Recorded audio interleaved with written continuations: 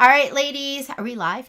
We are live. Hopefully you'll be able to find us. I see none of you yet. It takes a second for that to catch up.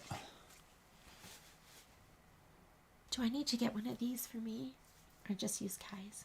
I mean, as long as Kai's not using it, I don't see why you couldn't just use Kai's.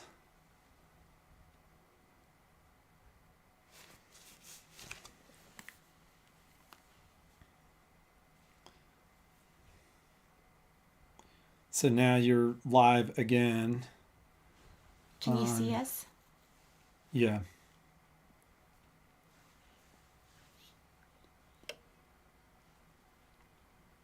And then let's check Facebook. Facebook. I see 3 of you. Just going to give it another minute just to make sure I get all my ladies back that were there. And if you're logged on, just give me a shout out.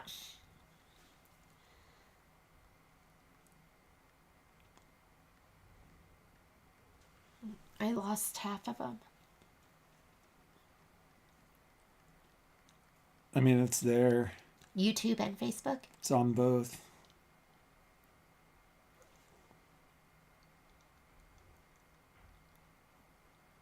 Oh, here we go. Hi, Miss Joanne. Hi, Miss Audrey. I'm going to go back to groups and post it in the group too. And Miss Joyce is here. But I lost half of you. So there's Miss Anna.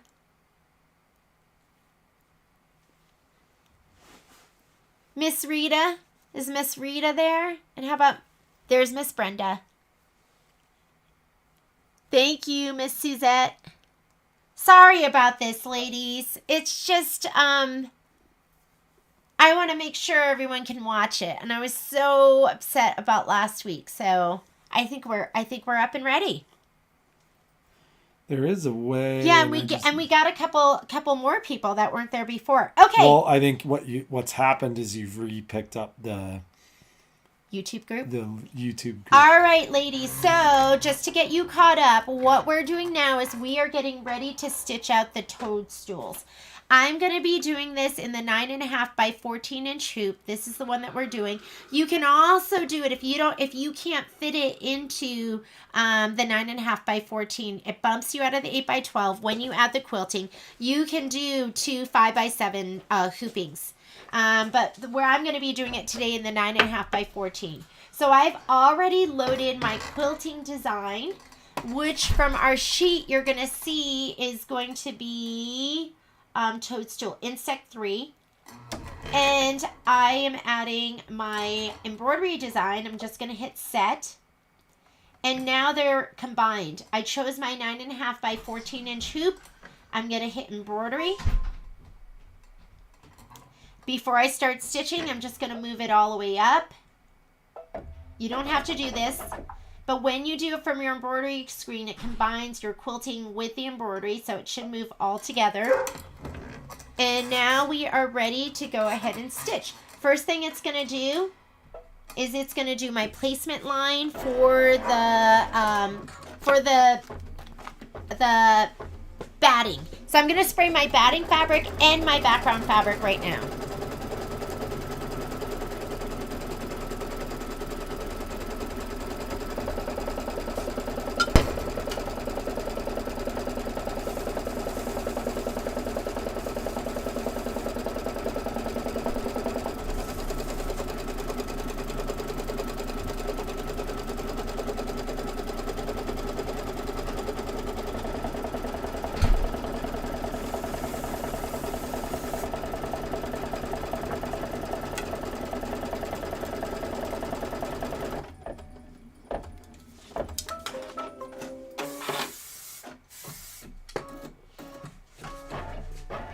Okay, I'm going to lay down my batting, bumpy side down.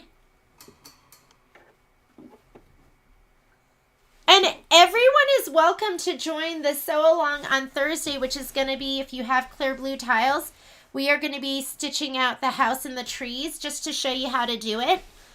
And I know it's last minute, but that stuff will be up on the website tomorrow. And I'm thinking I'm just going to Zoom it because it's been such a hassle. This whole simulcasting thing. The problem with the Zoom is just getting the link out to everybody, and I don't know, maybe I'll just put the Zoom link on. Let me think about that, ladies.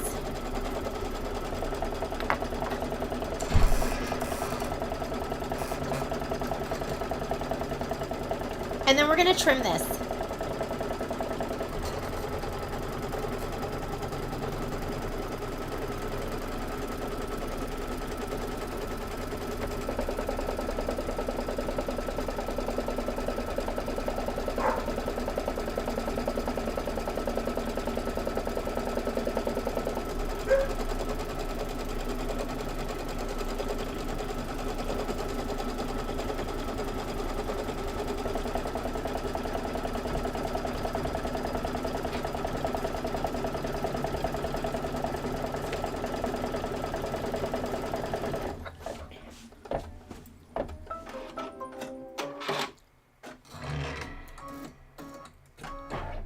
Okay, trim away.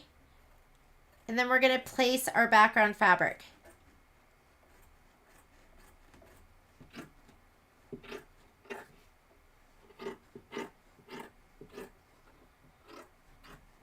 And it's okay if you don't have that 9.5 by 14.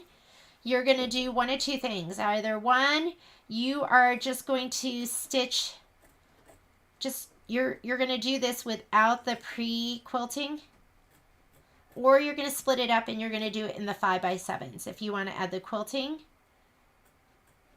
Or you could just not quilt this one and just do the embroidery in the 8 by 12 hoop.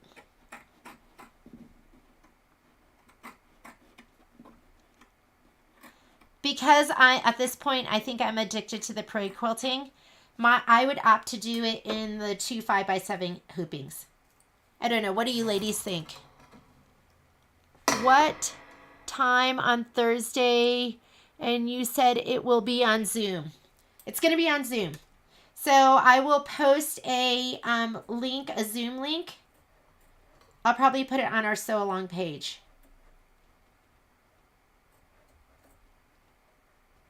And it's I think we're doing it 10:30 Pacific Standard Time to 12:30. But I honestly think it's just going to be an hour, because you don't need me to show you how to do all those houses and all those trees over and over and over again. I think we'll just do one. And I'm also pre-recording it too. So if you can't make it to that time, don't worry. It'll be pre-recorded. And I'll just send you the link. I'll make the link there'll be a link on the Sew Along group.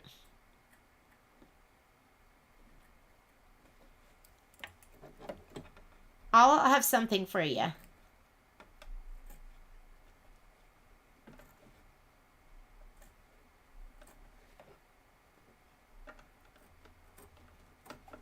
This is how lazy I am, that I don't want to slide my hoop off.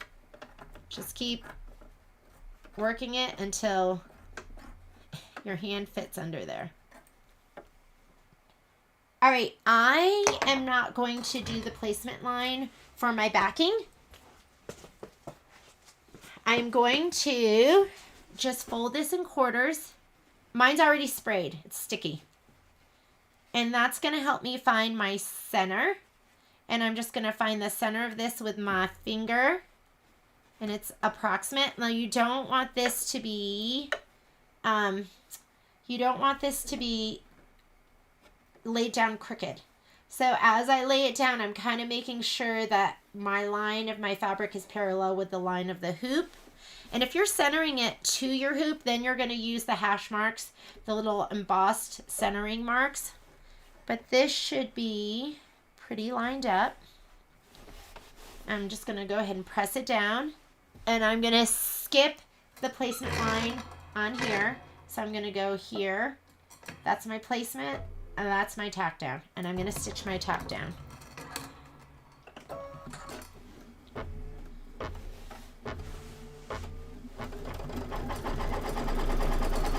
So you don't have to skip that. You can do your placement line if you want. But you know it's just going to be centered to your backing. So don't be afraid to skip steps. And if it's not perfectly laid down, I mean, you're going to have you have about an inch of room to make mistakes all the way around. But you do want it to be pretty even. Like you can see my stitching went right down that blue line. You want it to be even because when you stitch it down, you just, you know, this is gonna, it's directional. You need it to be even. Okay, now it wants to do the background quilting, and I'm just gonna leave that cream color in and stitch it down. It's gonna do all the little bumblebees. Or actually those are butterflies. It's going to do all the butterflies and all the swirls. Go ahead and stitch your background quilting, and then we'll start with the embroidery.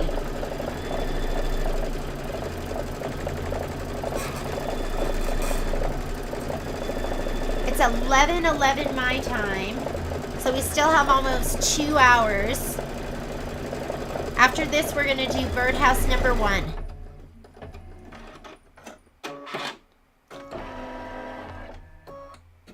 How you doing, ladies? Is everyone keeping up?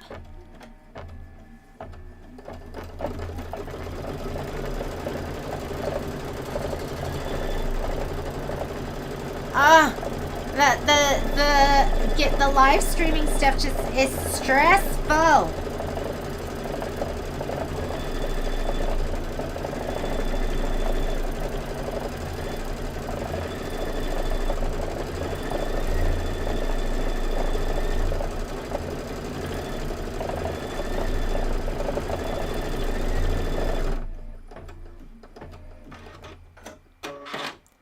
The problem with Facebook is if I live stream or my video's over 3 hours, I can't post it to Facebook.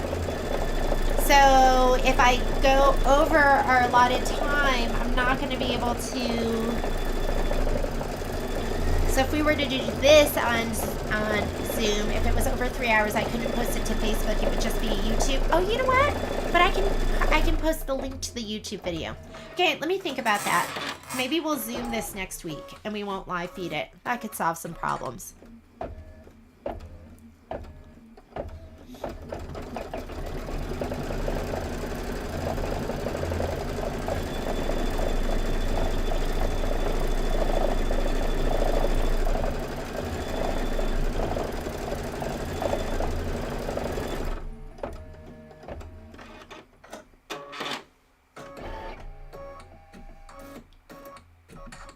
Next color you're going to need is that green, kind of like a little bit of the avocado green.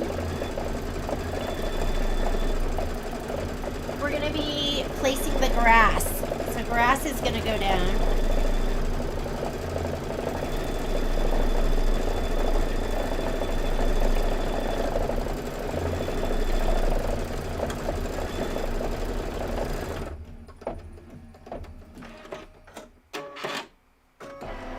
This green.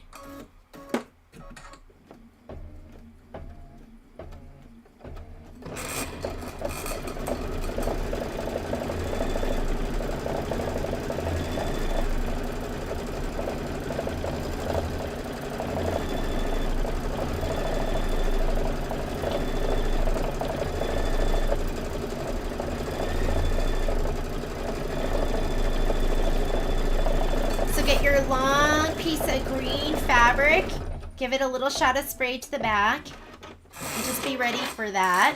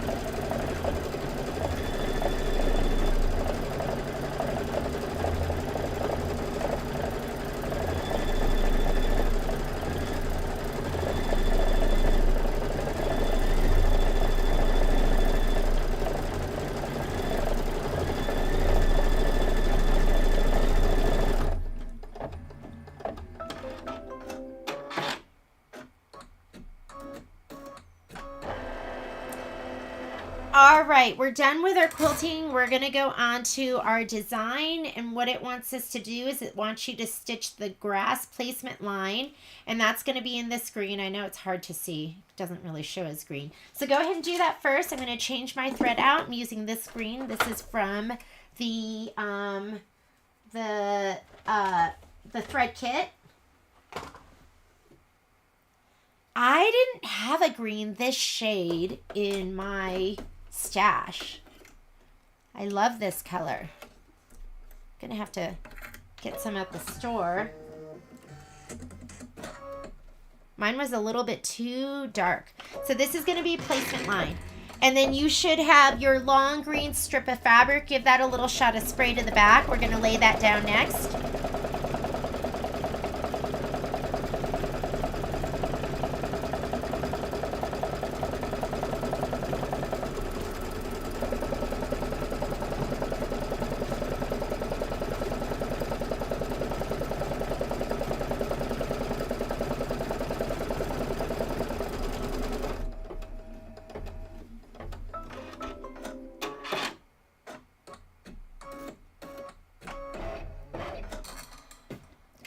Gonna pull this back, and let's go ahead and lay this down. Make sure you're covering that entire stitch line. Gave mine a little shot of spray to the back, so I'm gonna go ahead and slide that on. And now we're gonna do the tack down.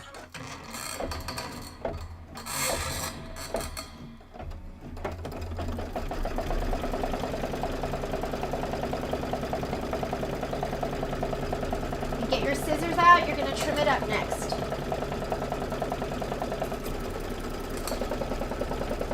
I'm just going to use my snips.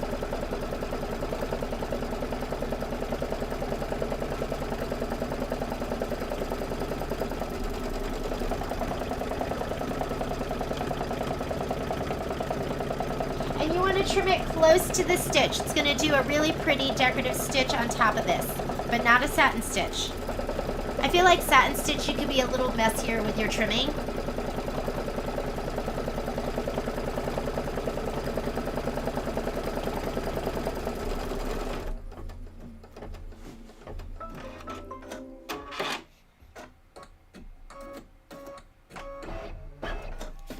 Slide this back a little bit so I can get to it, and let's go ahead and trim it up.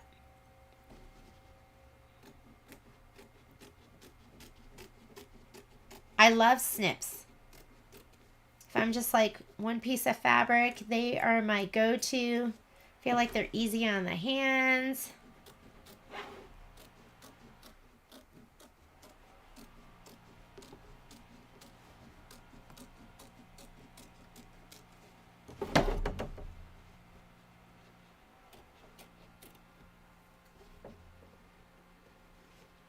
I love our sew-alongs together. I feel like it keeps me on track and that I get through all my projects with the sew-alongs.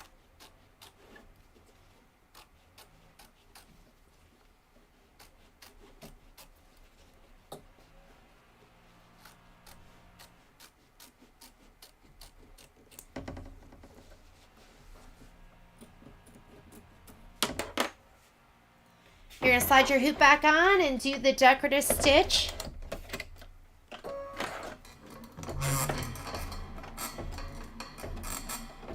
The decorative stitch is 4 minutes.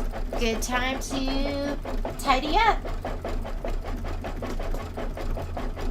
Oh my God, I was looking at our kitchen, and Patrick and I cleaned up the whole kitchen not last night, but the night before. And by the end of the day, it was a huge mess again. I feel like that's how it is with my sewing room too. I'm gonna tidy up just a little bit.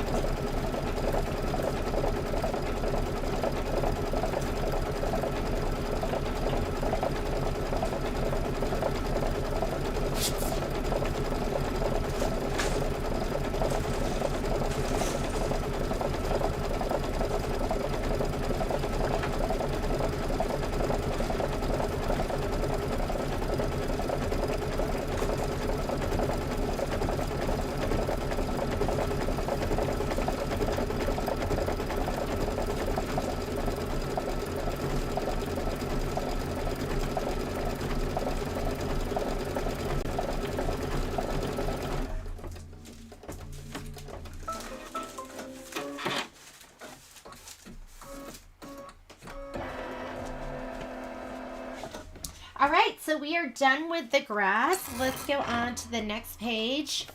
And the next thing we're gonna do, and for these, this one, the color doesn't make a difference. I'm just gonna leave that same green in there. And it said stitch the toadstool 1 through 2 cap base placement line. And then we're gonna put down our flex foam. So go ahead and just hit start.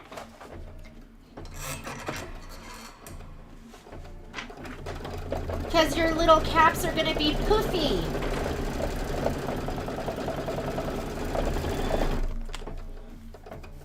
There's one of them.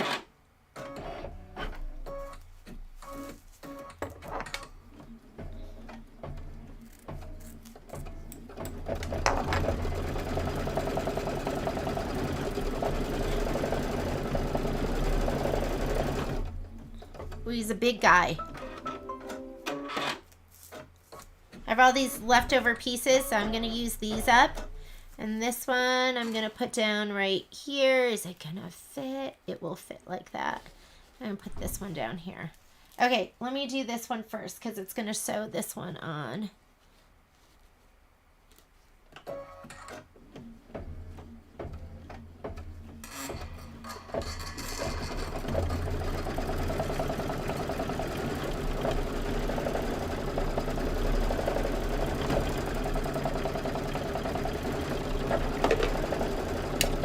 When it cuts, I'm going to stop it just so I can trim this piece right here.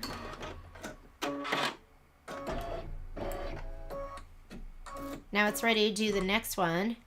I'm just going to trim this out of the way. There we go. Now I'm going to put down my next piece. And that's going to be this one right here. And that should be plenty.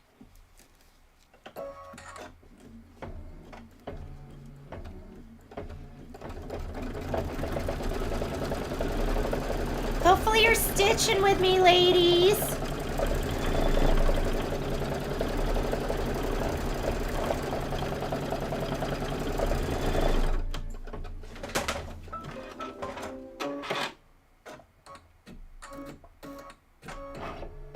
And now we want to go ahead and we're going to trim the foam close to the stitch line. So use whatever scissors make sense to you, whatever works. I'm going to go ahead and pull this back a little bit so I can get to it. And let's trim these up.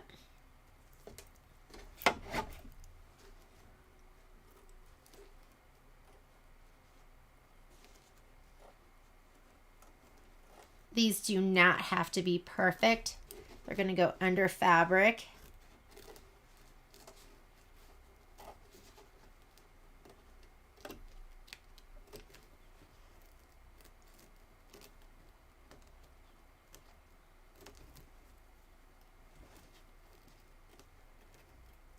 Close to the stitch line, but do not cut those stitches.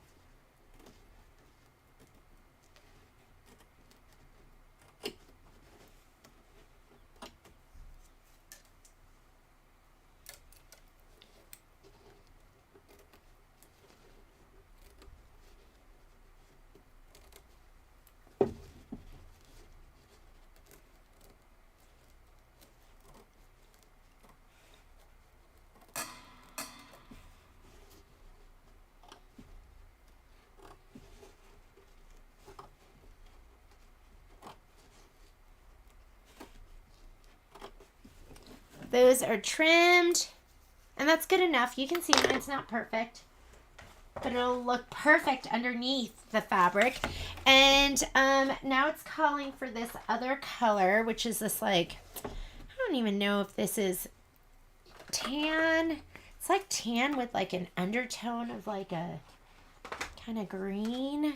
So I'm going to put this in next because it's calling for the thread color change. And we're going to stitch the Toadstool 1 gills placement line. I did not know those were called gills. That makes sense. But the underside of the mushrooms. Did you ever do that thing in that thing in grade school where you took a mushroom and you laid it down and it would drop. I don't know if it's the seeds or what it is, but we are going to go ahead and stitch this. Let me slide my hoop back on. I was looking at it going, that's not the right spot because my hoop wasn't on. And you are going to grab your red fabric.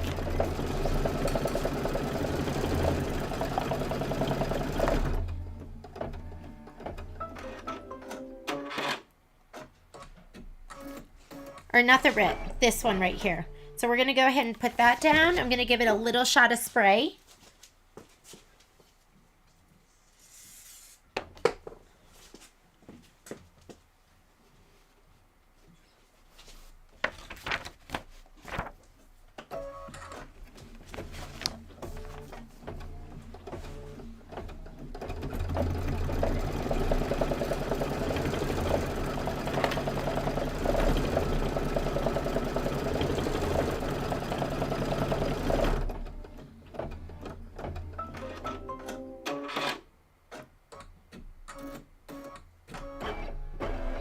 Okay, let's trim that up.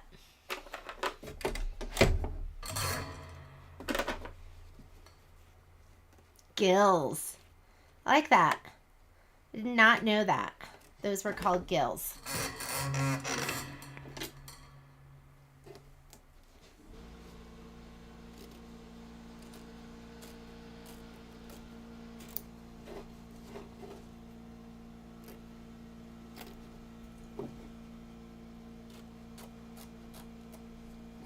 Oh, that looks so cute. Okay, next step. Stitch the Toadstool 1 cap placement line, and now we're going to put down the felt. So this is going to be our white felt.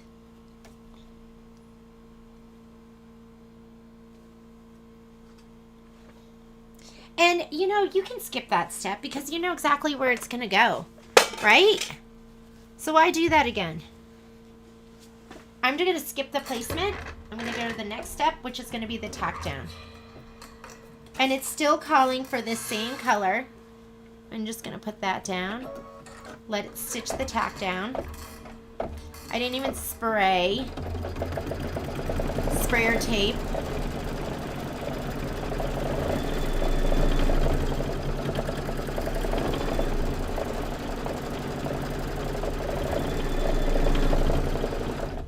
You're going to trim it close to the stitch line.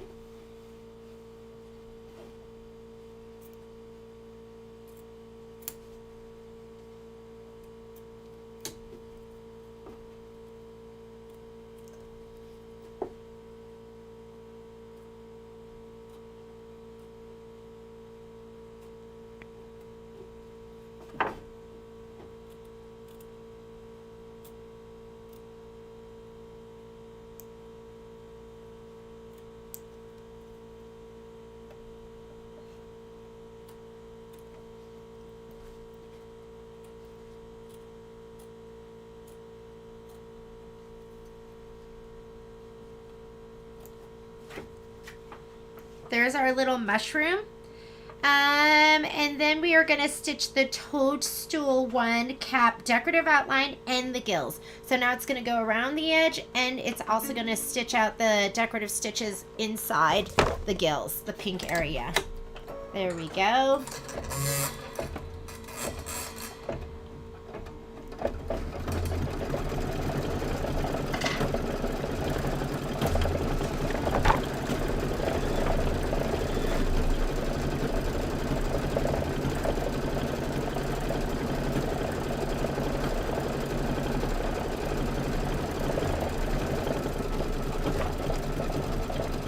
That looks really cute. Then we're going to do the placement line for the stem of the toadstool. Color's not going to make a difference. I'm going to leave that same color in there.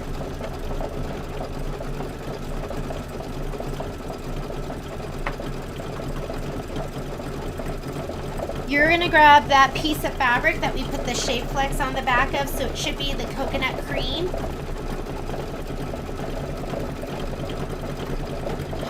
Oh goodness, so sweet.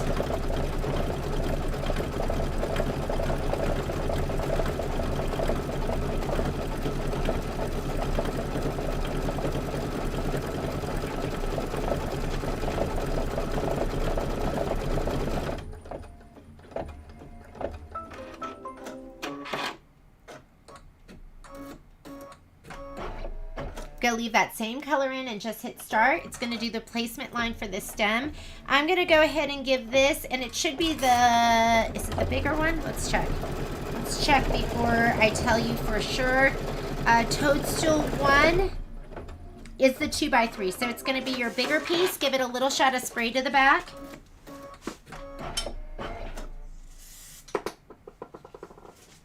Let's lay it down. Oh, who doesn't love mushrooms? Like, mushrooms and woodland animals are just the cutest things ever. So now we're going to go ahead and tack that down, and then we're going to trim it. Then color is going to make a difference. You're going to put in that cream color to do the outline, to do it, because it's going to be a satin stitch, I think.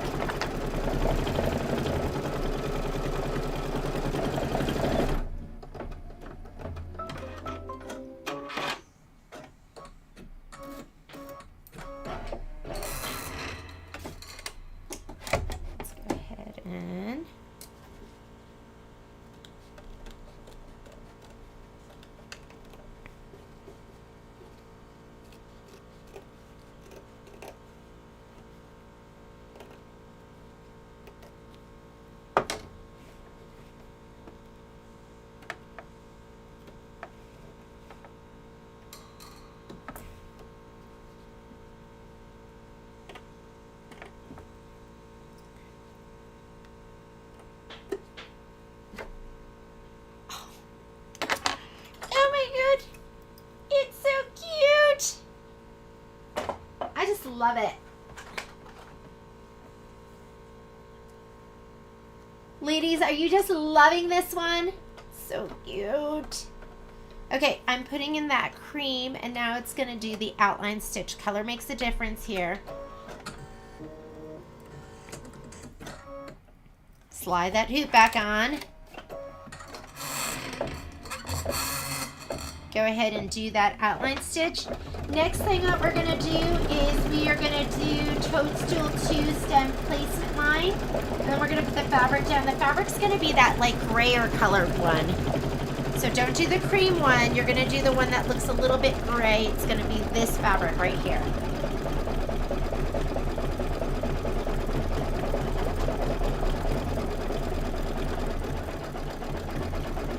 I'm going to give this a little shot of spray to the back.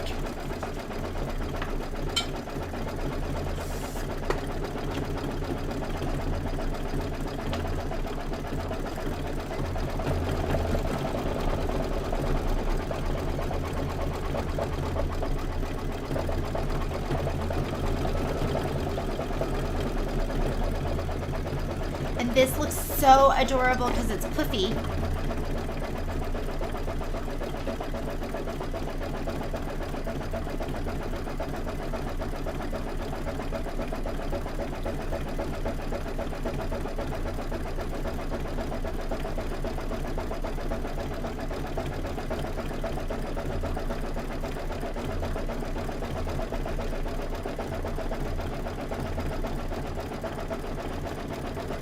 I know, Suzette. Is it just so cute?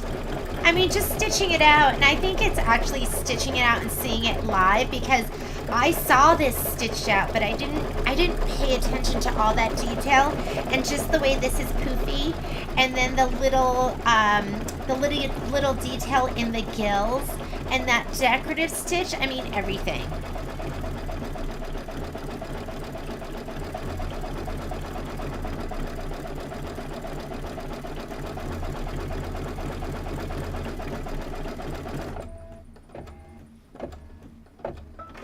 Color doesn't make a difference for the next placement line, so I'm just going to leave that cream in there, and I'm just going to go ahead and do the placement line.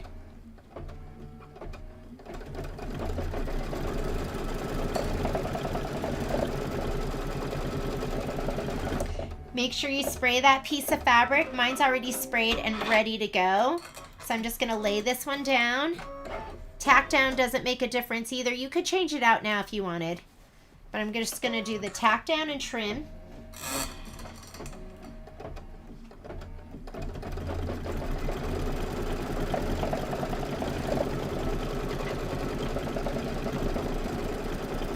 And then you are gonna wanna change the color for the stitch, for the decorative stitch around it, and the decorative stitch around it is a satin stitch. So trim this close to the stitch.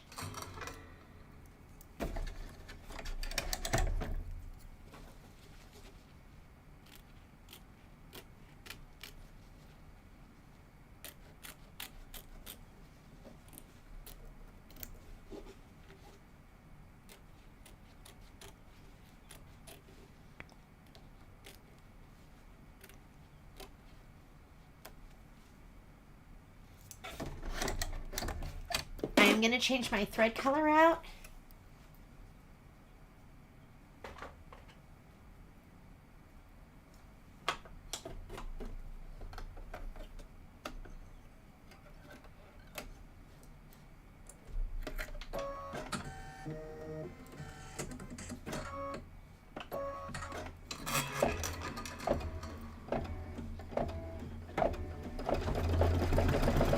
This is step number 16, stitch the Toadstools 2 stem satin outline.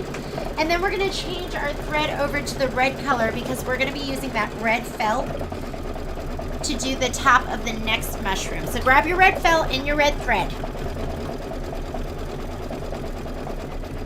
Red felt, red thread.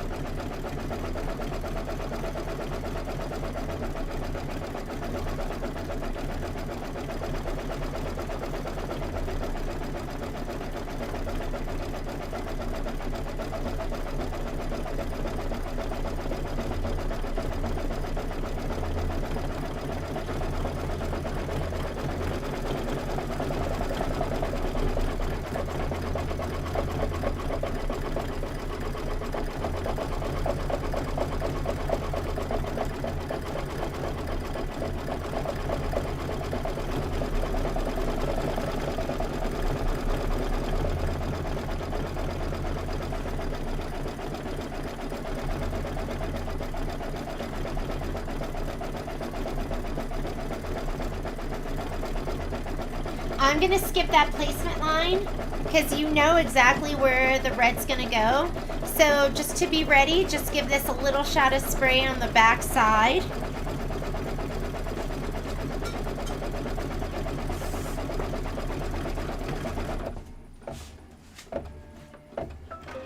How you ladies feeling about skipping steps? You okay with that? Okay. First step is the placement line. So it's showing it right here. There's my placement line. I'm going to hit the down arrow, which is going to take me to the next step, which is the tack down. And I do want to do that. And if you did the, you could have done the, where did I spray there? It sprayed right there. You could have done the, use the placement as your tack down too. Could have done that. This is going to get trimmed. I want to check and see. You're going to trim close to the stitch. Oops, wait. And I would definitely recommend using the red because when you, if it's not a satin stitch, sometimes you can see the colors underneath. So change out to your red. I just went back.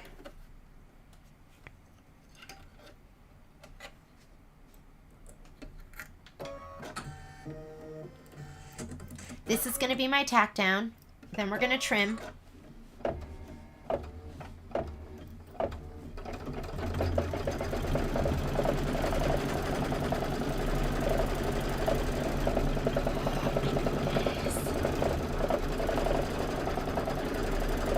So cute. Oh my goodness. Then we're going to have all these little green mushrooms. They're adorable. That's coming up. Okay, trim this. You want to trim because we are going to do a decorative stitch around. Do a good job trimming. Get close if you can.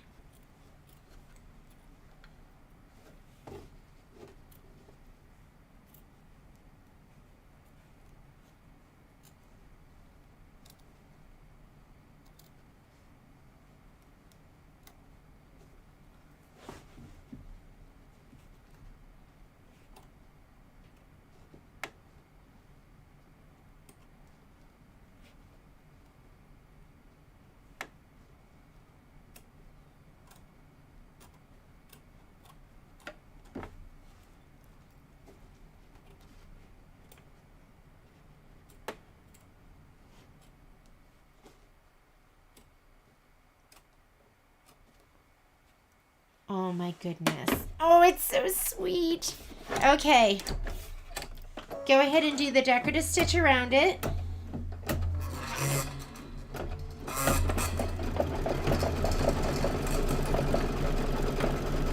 That's step number 19. And then we're going to be putting some flex foam down for Toadstools 3 through 6. Color's not going to make a difference. I'm just going to leave that red in there, but you're going to need your flex foam.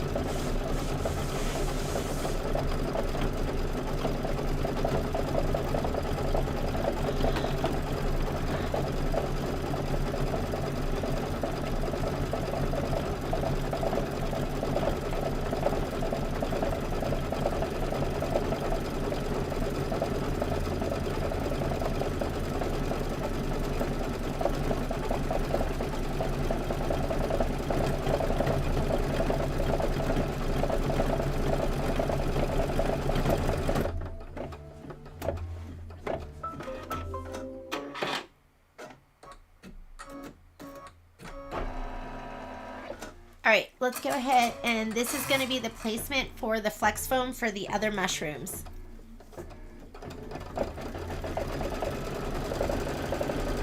Ooh, there's an itty bitty.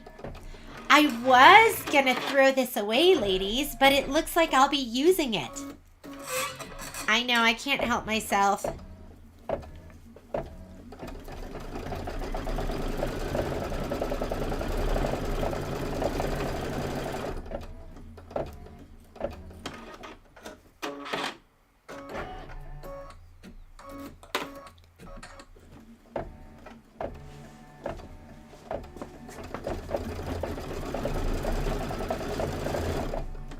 This looks like this was left over from Candy Cane Lane, right? That looks like a tree to me.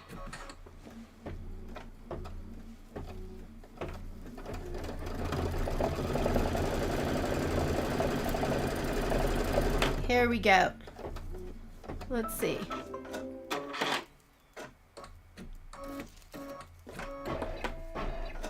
Okay, this one first. I think I can fit it right here.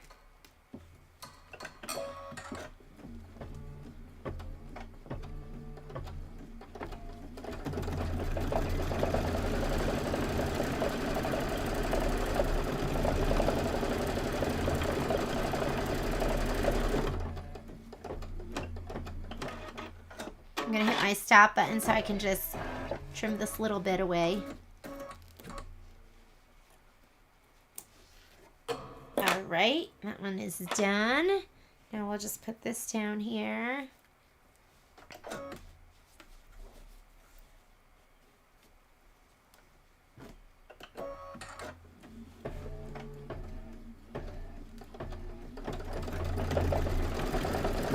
Oh, he's little. I'm going to hit stop so I can put my next piece down.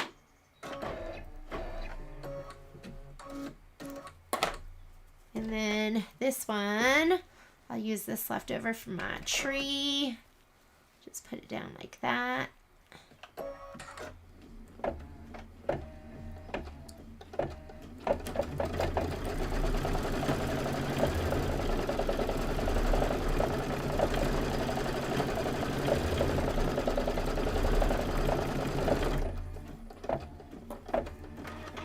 Gonna hit stop just so I can put my next piece down.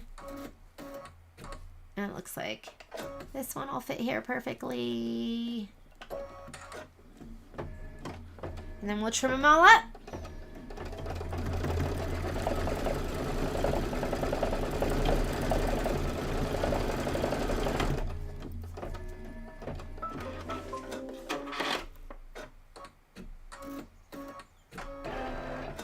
Okay, let's go ahead and trim these.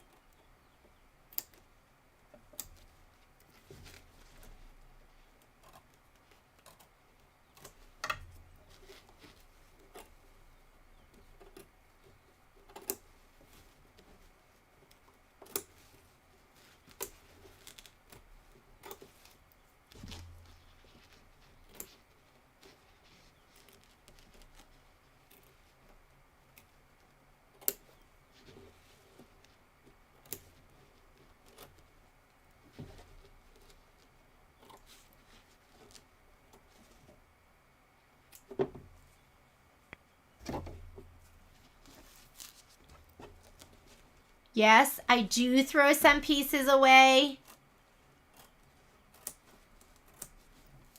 Like this, although I could probably use that, but I'm going to throw that away.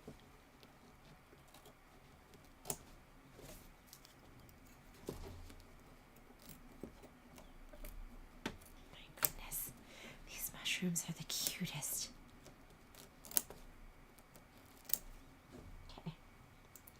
All right, let me slide that back on. Let's look at the instructions. Now it wants to do the stem. The placement line color does not make a difference. We'll just go ahead and have it stitch out the stem. And we're looking for that other little piece that you put the shape flex on. It's the other coconut cream with the fusible woven on the back. I'm going to spray it.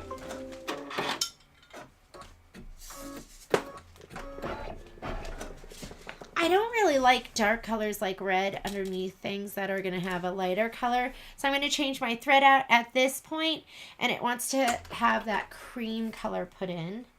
So let me wind this up. Cream.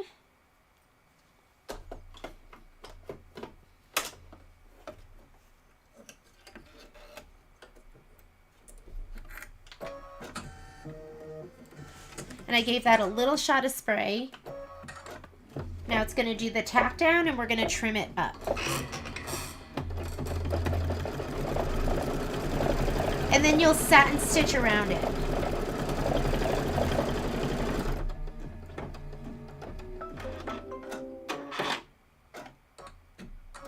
Aw, Suzette, thank you. I try to use my scraps, but the problem is it becomes a little bit of a hoard.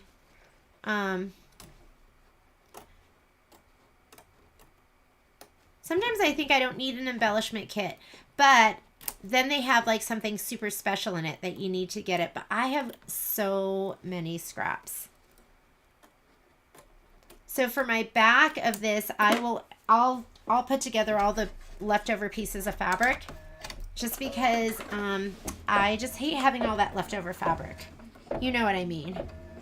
After we do this, we're going to stitch the Toadstool 3 cap placement line. That's going to be in that light gingerbread brown, and you're going to need your gingerbread felt. I call it gingerbread. I don't know what they call it. Maybe it's called gingerbread.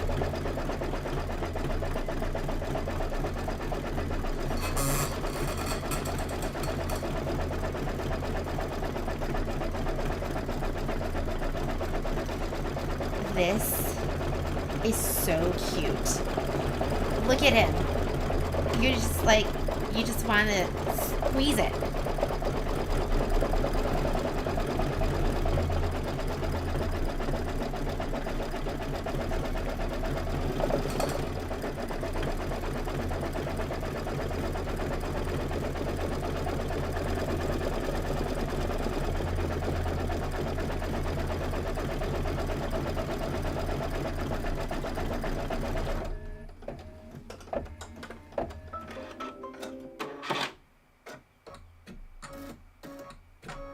put your brown in. We are about 2/3 of the way through this embroidery. Where did I put the brown? There it is.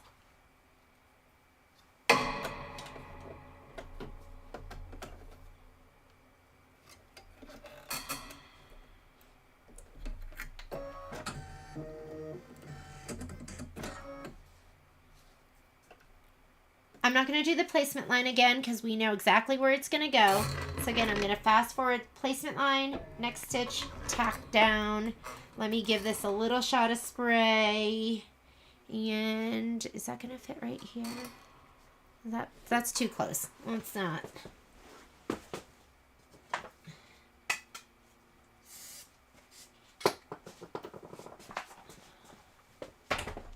Let's lay this down.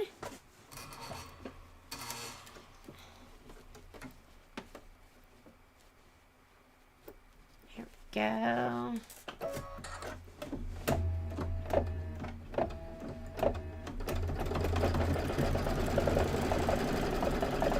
Then let's trim it. And it's going to do that little decorative stitch that it's been doing around all of those mushroom caps. So make sure you trim this nice and close.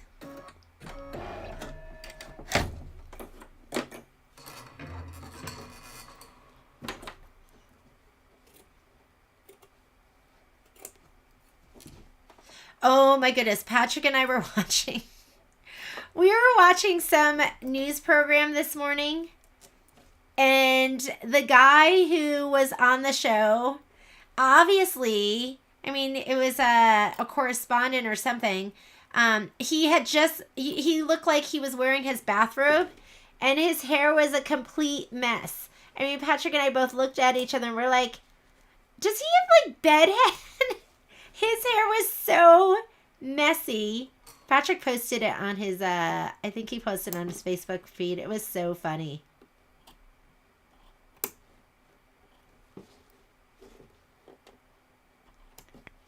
I don't know if I've ever seen, his hair was such a mess.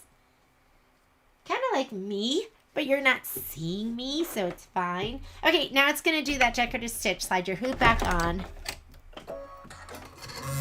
I was like, this guy is awesome. He doesn't care.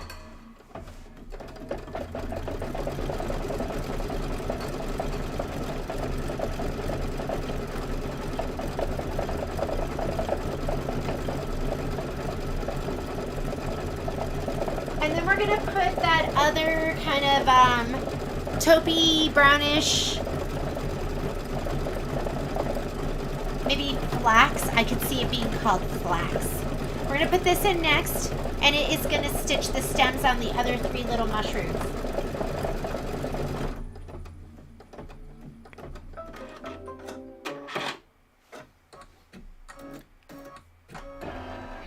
Okay, change out your thread. Let's do those stems.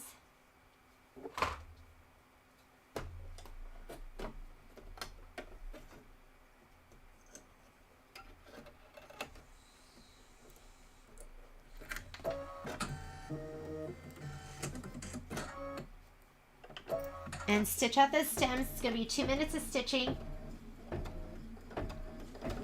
Then we are going to do the tops of the other mushrooms, and it's going to be in this color. So get your felt, and you're going to get your green thread too. So you want to get your felt and your green thread.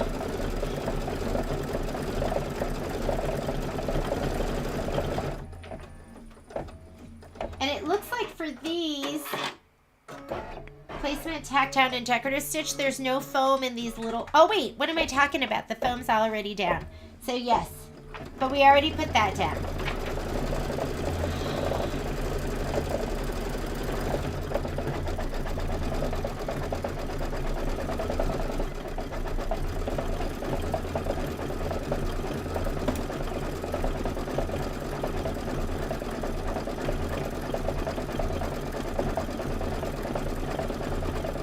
Hi G! So this is a sew along. So for the people that purchase the spring showers quilt And, you know, and it's for anyone. You could be in a different state for all I care. We are stitching out the embroideries for that. So each week there's an agenda. For instance, this week we are doing all of these embroideries. Some of this is being assigned as homework because our sew-along's only 3 hours. So we'll probably get through about half of this, and then the rest of it will be done for homework. So it's a sew-along. I don't know if I'd call it a daily video, but we are working on this quilt right here. So it's spring showers, and today we're stitching our log cabins, our toadstools, the birdhouses, this puddle embroidery, and then this one right here. So you caught us in the middle of our toadstools.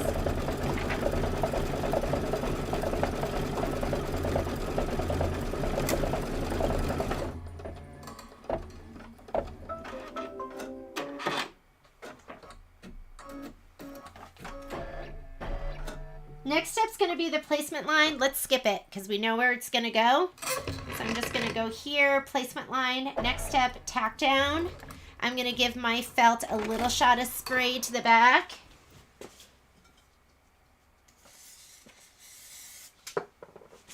Let's lay it down.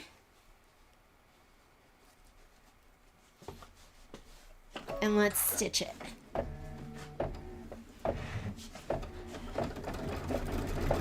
And then we're going to trim close to the stitch. And then we're going to do the decorative stitch around these. It's okay, Dee. You could still join in. You'd need to get your fabric kit if you wanted to do the Kimberbell fabrics and the design. And most everything is going to be recorded. Like this is being recorded right now. And it'll be just available on our YouTube page or our Facebook page. And then I did have issues with last week, week 1. So we only have about, because I filmed some stuff afterwards. Oh, look it, I forgot to change out my thread color, but it's okay. I needed to put the green in. I'll put the green in now. It's not too far off from this little flax color. So some people are watching, some people are stitching along. Some people are going to do it later. This one is cute, ladies. This had better not sit in your pile of good intentions. This is a must-do.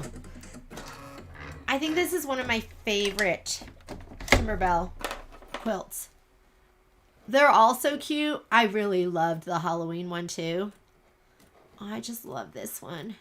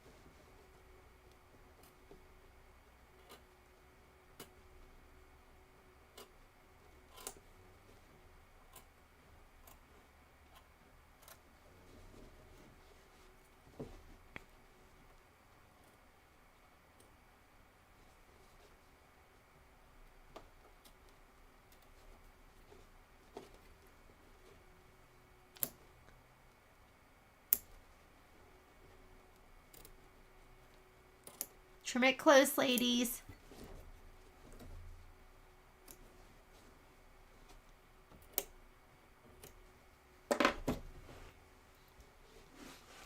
All right, I'm going to slide my hoop back on. And now it's going to do the decorative stitching. I have my green thread in that I was supposed to change before, but it'll be fine. It's not a lot of contrast between those two colors.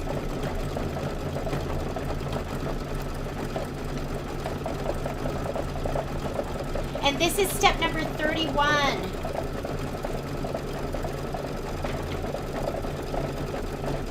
after we do this, we're going to stitch the Toadstool 1 stem and cap detail and the Toadstool 4 through 6 cap detail. It's going to be that flax color. Let me see if this has a name on it. Nope. Oh yeah, it does. Cashmere. So this is called cashmere. It's the glide thread.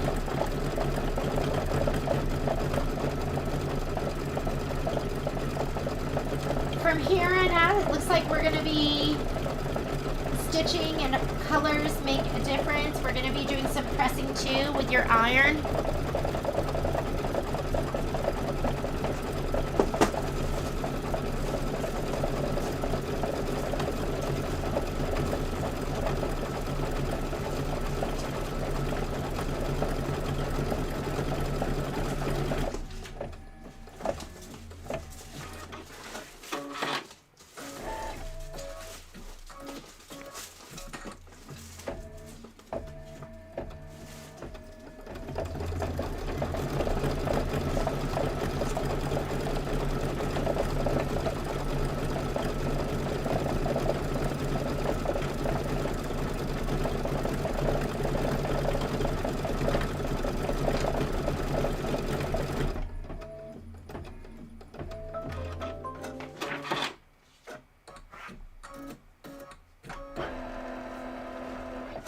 Okay, put your cashmere in.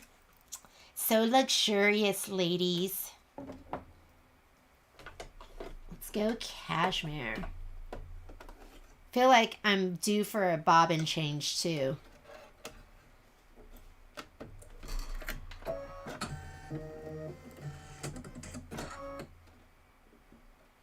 And this is gonna do the detail. Oh, these are cute.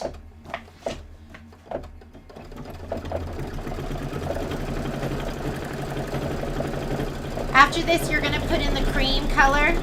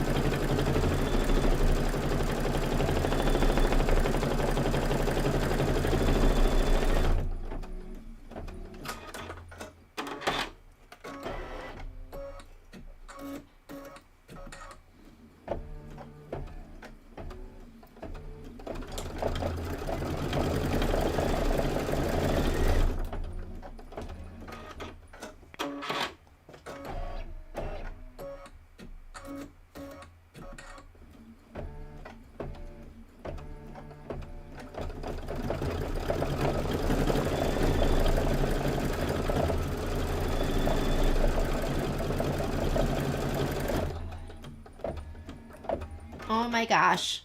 Look how cute those are. Those are so sweet. Now it's going to put some detail, I think, on all the little green mushroom tops.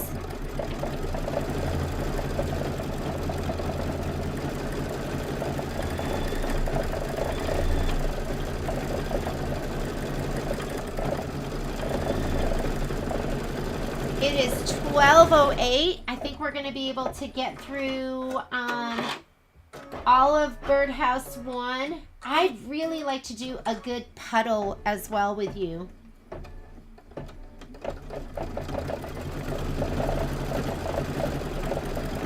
That one is so cute because of the mylar.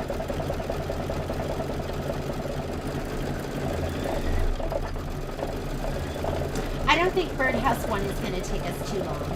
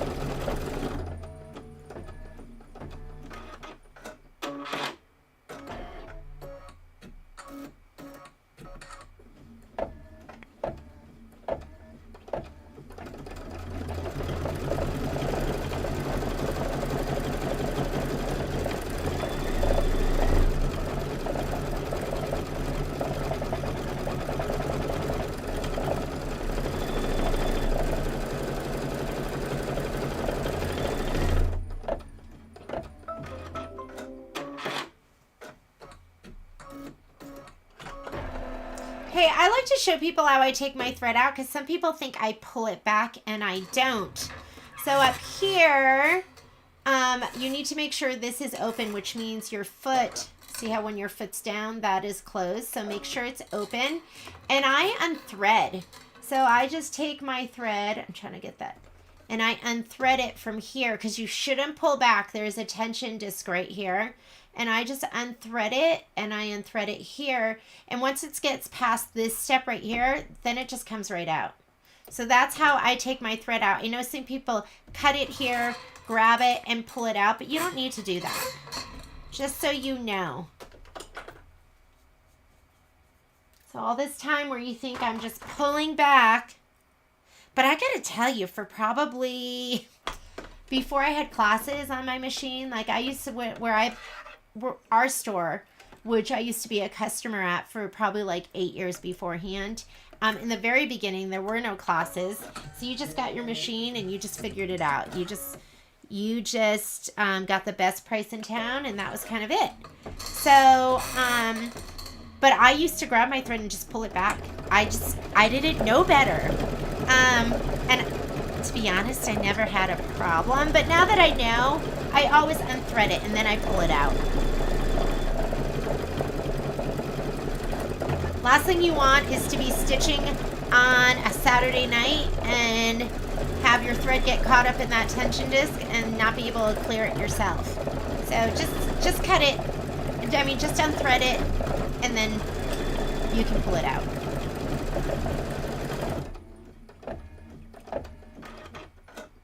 After this color, we are going to do that dark gray, and that's going to be Toadstool 2 stem detail.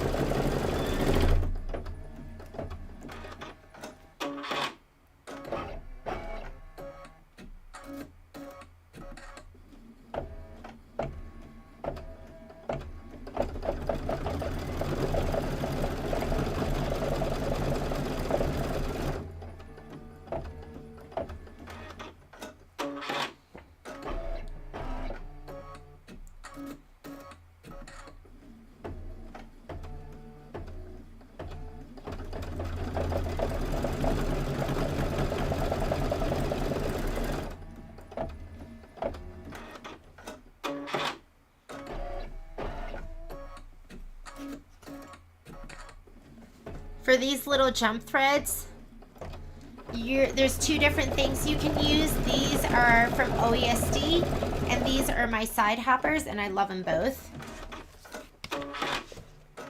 But you're going to have all these jump threads like this one, and you can just get one of the little feet under here. I call these feet because you want it to sit like that. You're going to get one of your little feet under and just trim it really close, and then you just trim it on the other side. Of course, I can't see it. There we go. The other thing you can do is you can use these, and it has that little hook. So you can get that little hook underneath. There. So just clip it, turn it the other direction, and clip it the other side.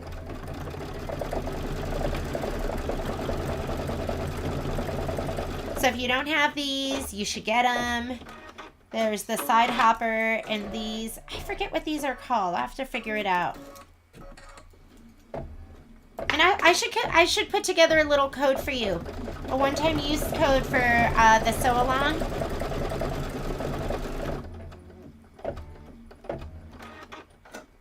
If only I was that organized.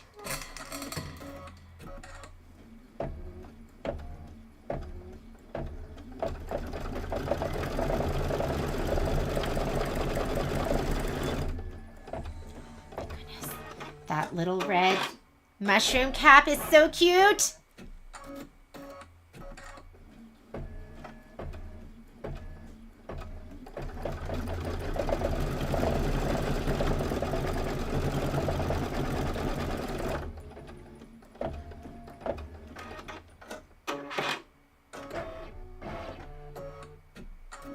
1, 2, 3, 4, 5, 6, 7, 8, 9, 10, 11, 12. There's 12 of these.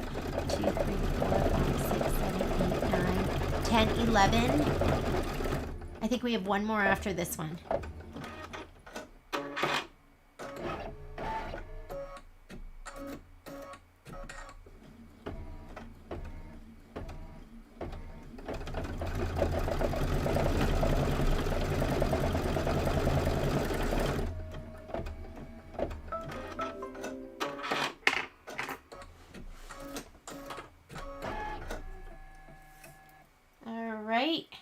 We're going to put in that charcoal gray.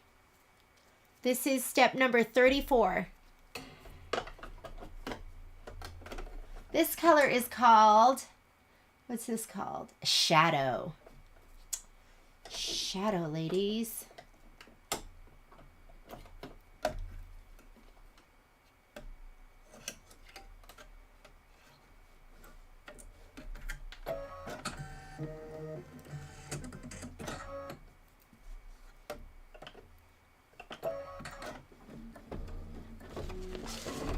And this is stitching out Toadstool 2 stem detail.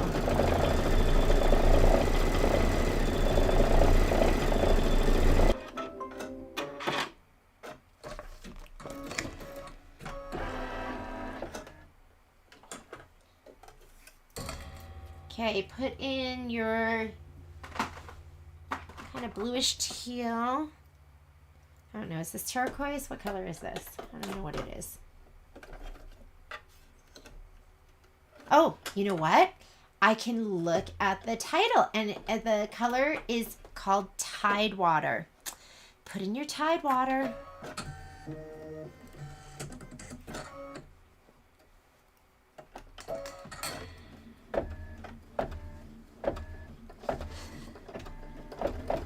Stitch the blue butterfly back wing fill.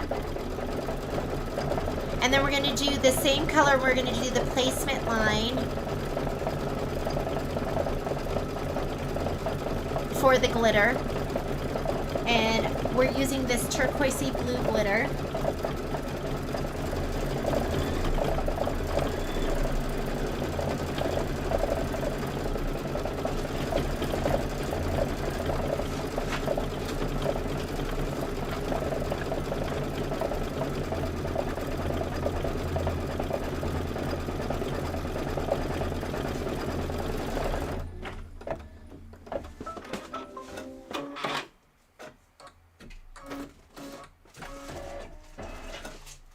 Okay, I'm just going to go ahead and hit the start button and let it do the placement line.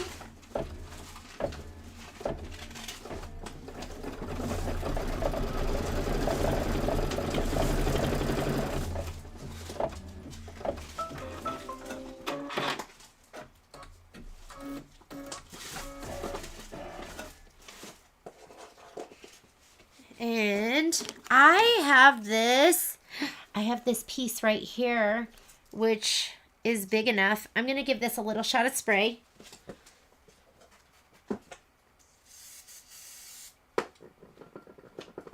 Let's lay this down. Ooh, it's perfect. And this one, let's see if we're going to trim as desired, or it says place it, stitch it, and trim close. So you're going to trim close. So this I'll just toss into my scraps.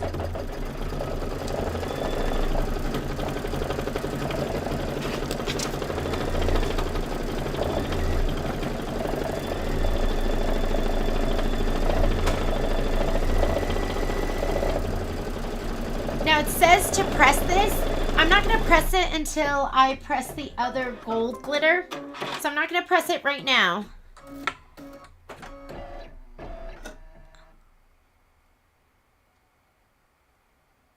Candy cane, and will be hopefully starting to stitch it out if I can figure out my new machine. Brenda, what machine did you get? So go ahead and trim this. Because if it's a baby lock or a brother, and you're not getting classes where you bought it, you can always do your classes with us. We would teach anyone, anywhere.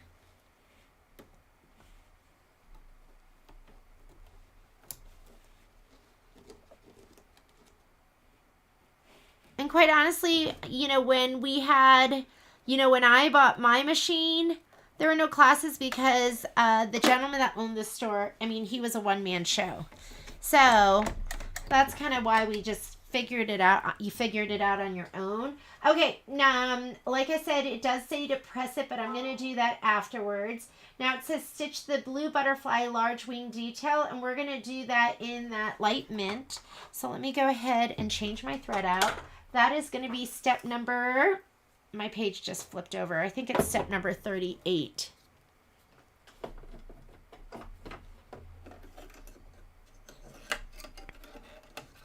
We're all about educating you guys. Let's go ahead and do our detail here.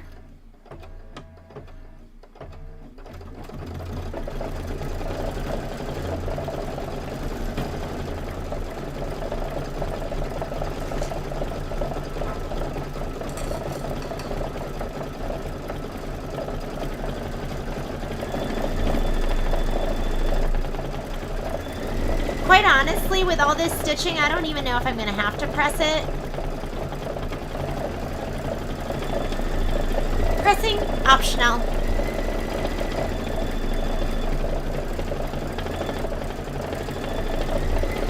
Next, you're going to want to get your gold thread out.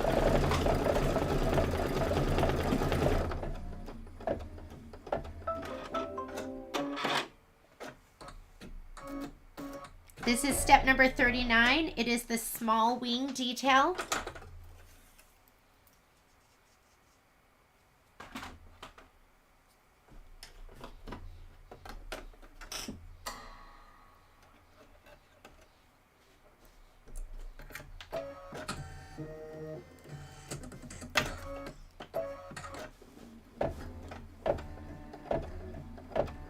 Oh, can't help you there, Miss Brenda.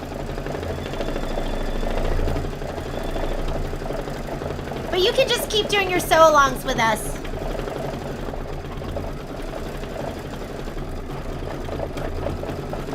Okay, this is the small wing detail, and then you're going to want the dark gray for the antenna and the body fill.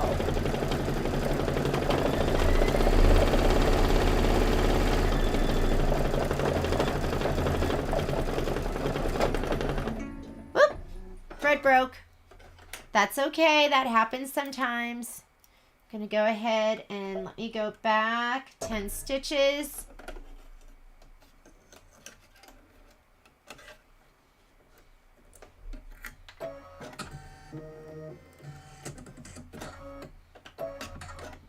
Sometimes when it gets thick and it goes through this kind of fabric or the glitter applique, I mean, you've got to think that your thread is going back and forth through all of this, and sometimes that can just cause your thread to break. Not a big deal.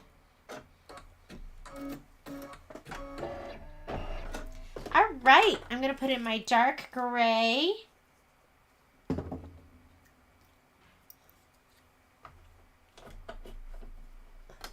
We love that people join us from all over, and I love that people join us with all different machines. I remember going to a class, and I went to a store that didn't carry the brand I had, and I don't want to say I felt like an outsider, but I was like, I felt a little out of water. So as long as you know your machine, we don't care what you have. Alrighty. That is the body fill. Now we're going to do the butterfly back wing fill. And that is going to be in gold. And I think this is the other butterfly. So now we're moving on to the other butterfly.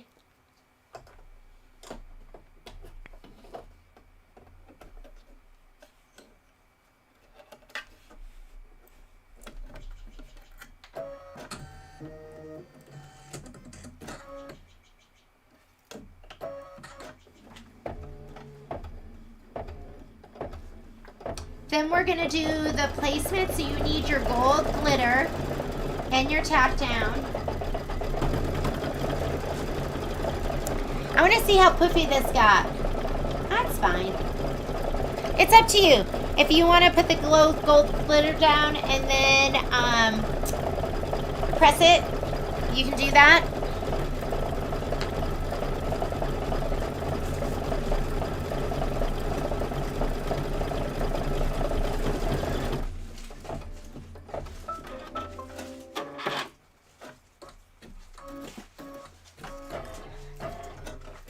Look at all my scraps of gold glitter. Maybe I shouldn't even show that to you. You're going to be like, that girl hoards. But I'm going to use it right now for my beautiful wing. Because look, there's like big sections here.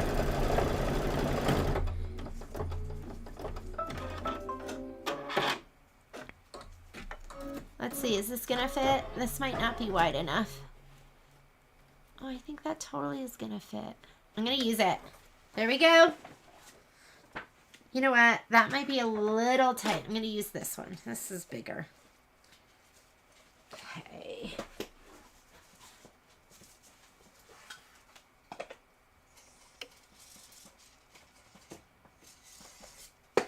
Okay. Whoop. Where are we going to go with this? Let's go like that. Oh my goodness. Use it up, ladies.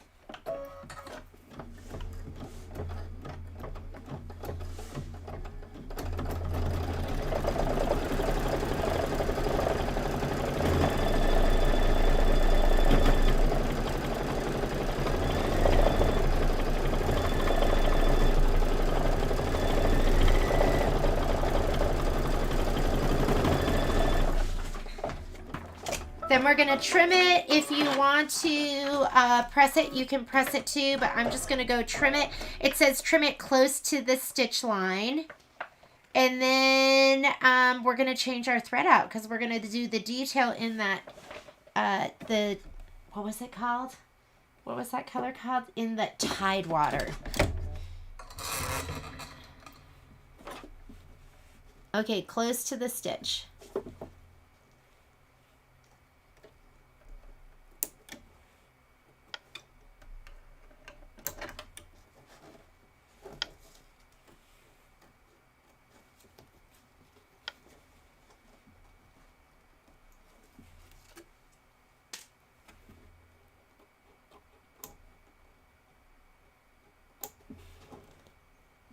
Okay.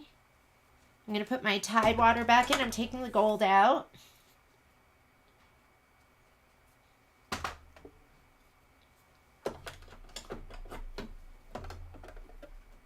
I haven't even looked to see if there's a thread set for, I should check that. Let me do that. Well, for 2 scoops, because 2 scoops is coming up, ladies.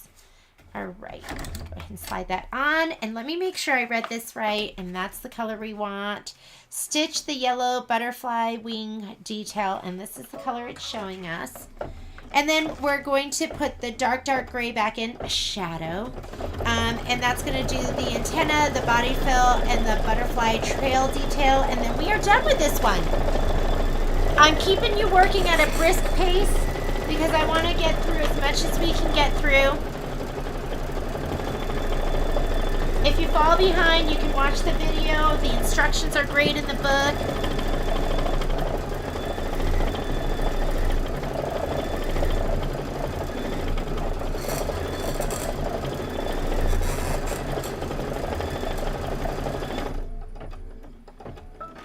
That looks adorable.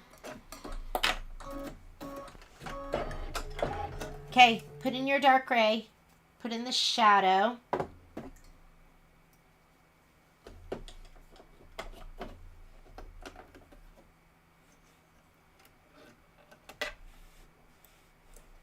I feel last week I felt really pretty icky. Feels so much better this week. So hopefully last week wasn't horrible.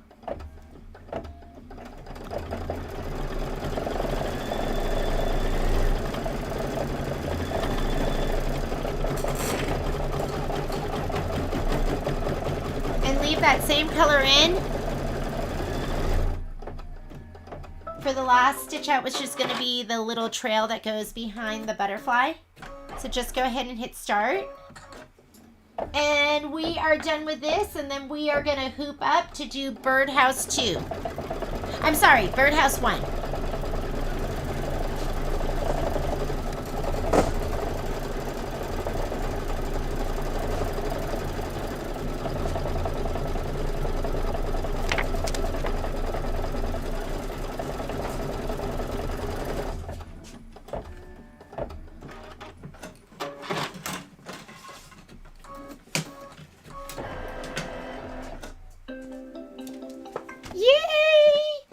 Let's look at it. Oh my goodness.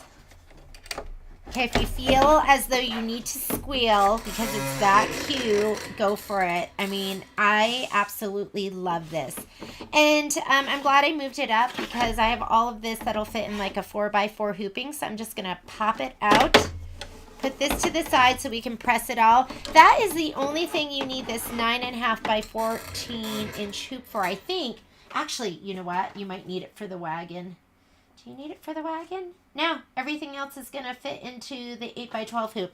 This was the Big Mac Daddy. So I'm going to take this hoop and put it away. Why don't we take a 5-minute break? Because I know I've been working you hard. Let's take a 5-minute break. My clock right now is showing that it is 12:30. I can't read it. Sorry. 12:30, so at 12:35 we're going to get together and we are going to work on Birdhouse number 1.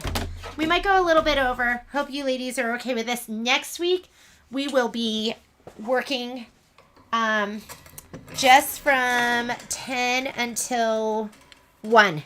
There will be no overage next week, but this week we might go a little bit over to get some more done. So I'm going to run to the ladies' room, grab a snack, and we will be back here to get started with Birdhouse 1. This is Birdhouse 2 that I stitched out yesterday. We're going to go ahead and we're going to do this. So get all your stuff ready for that. I will be right back.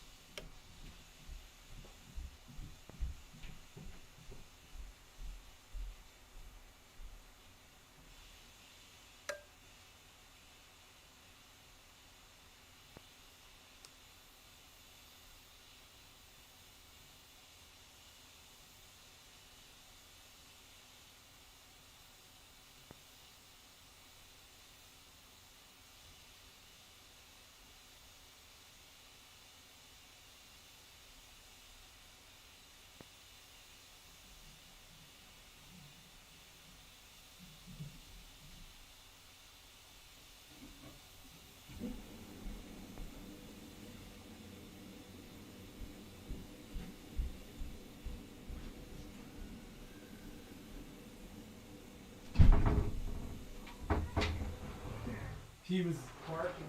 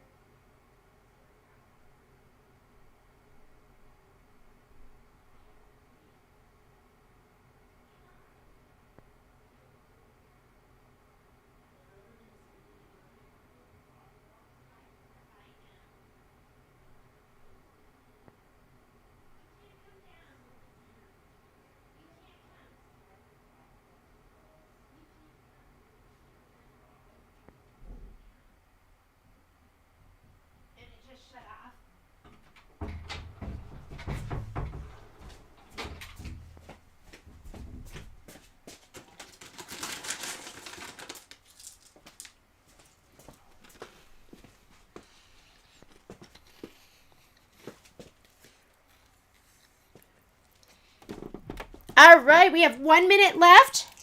Let's get all our stuff together.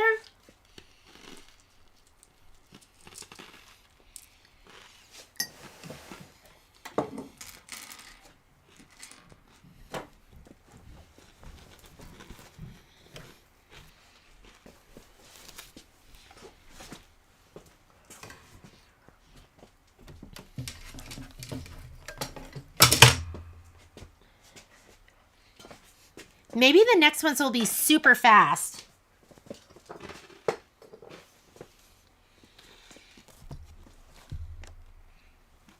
How good is this mic? Can you hear me? I'm crunching. I'm eating rice crackers right now. And they're so stinking crunchy. Let me put this all in here.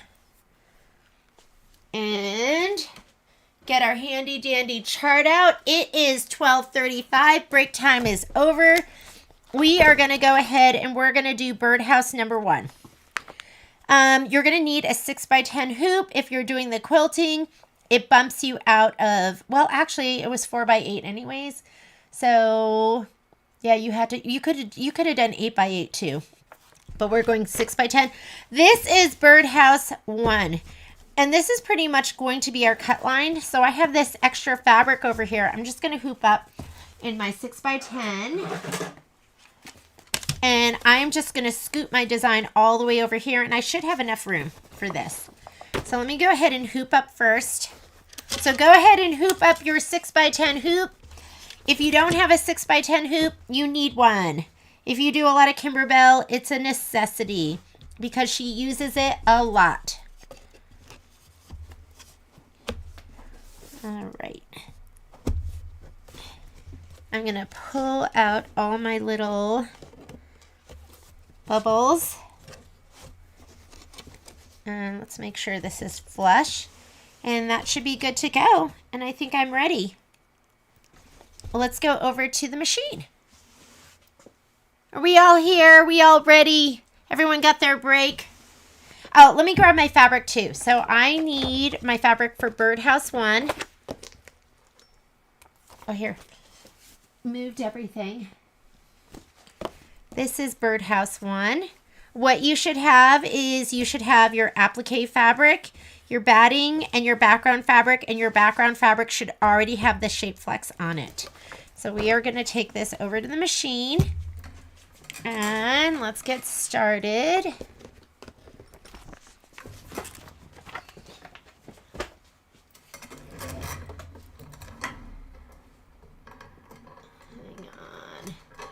There's a sweet spot that lets me move everything. All right, I'm going to slide my hoop on.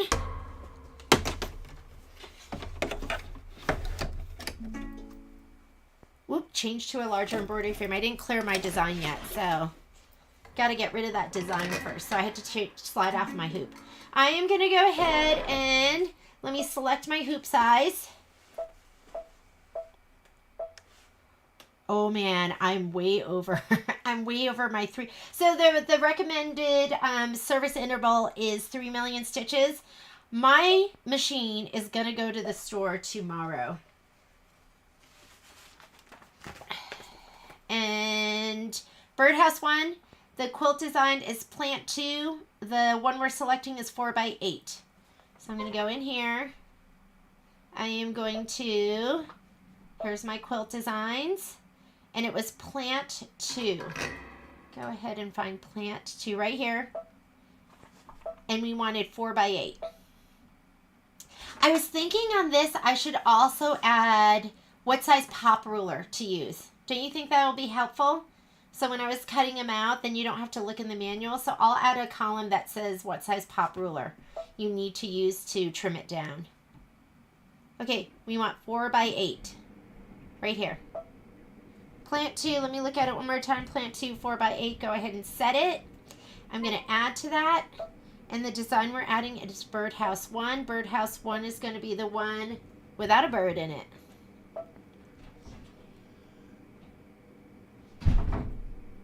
It is this one right here. Go ahead and set it. Those are combined as soon as I hit embroidery. I'm taking my design and moving all the way over to the right. You do not have to move your design. I'm moving mine. Whoops.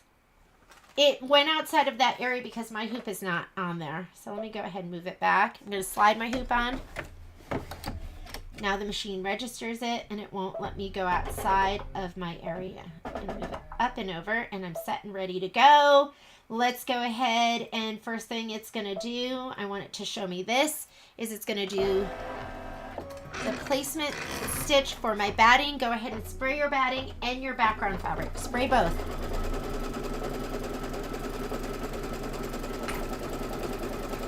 Spray the wrong side of your batting, the bumpy side.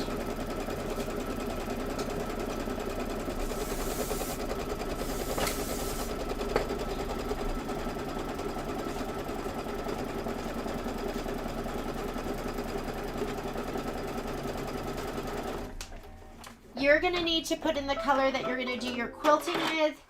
So I'm going to change out my color. So let's go ahead and lay this down first. And I'm going to change my color out to the cream color. Let me change it out right now. Color doesn't make a difference. I could leave that shadow in there, the dark gray. I just like saying it like that, shadow. Okay, let me put my thread in.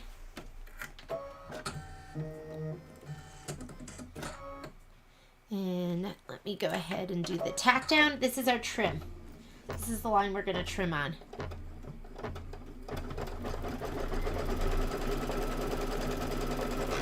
Hi, Miss Kim.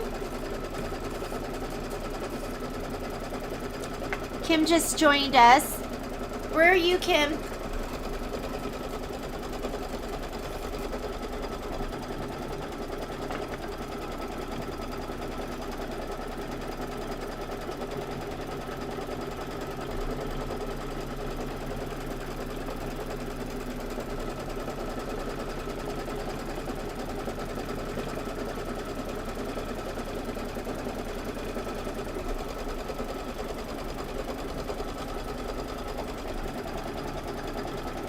New York. Where's Latham, New York? I'm from Connecticut, so kind of near where you are, but I'm in Nevada right now. Okay, let me go ahead and we are going to trim away the excess batting.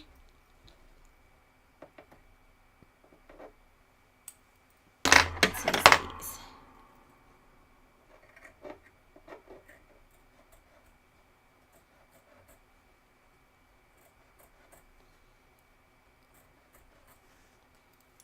My kids and I were going back every spring break, going to New York City.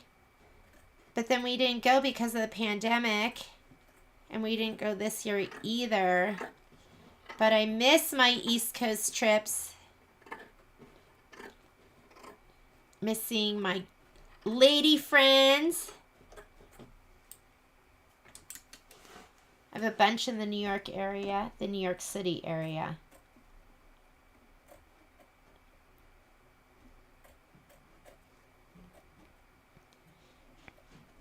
My girlfriends are trying to get me to go back for I think it's my 30th college reunion.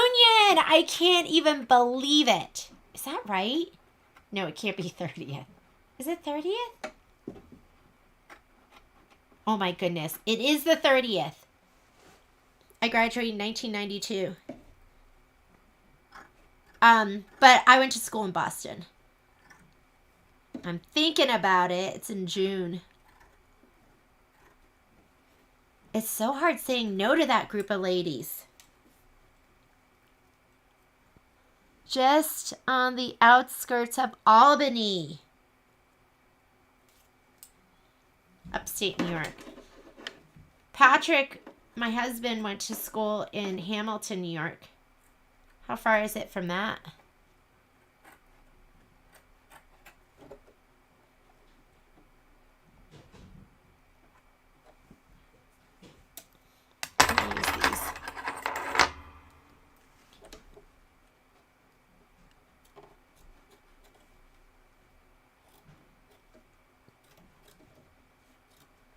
All right. I already sprayed my background fabric, and I'm going to skip my outline stitch because I know it's just going to be right outside of this. So here is my background fabric. I'm going to fold it in quarters so I can get my center. My center's right there. I always put my finger down just so. Then I'm going to just unfold it and just make sure I'm kind of not too skewed. That should be good. Lay it down, go to my steps over here, and I'm going to skip, that's the placement, and I'm going to go straight to the tack down. And if you're looking at your screen, we are stitching out step 4 of 17 right now. Here's my tack down stitch.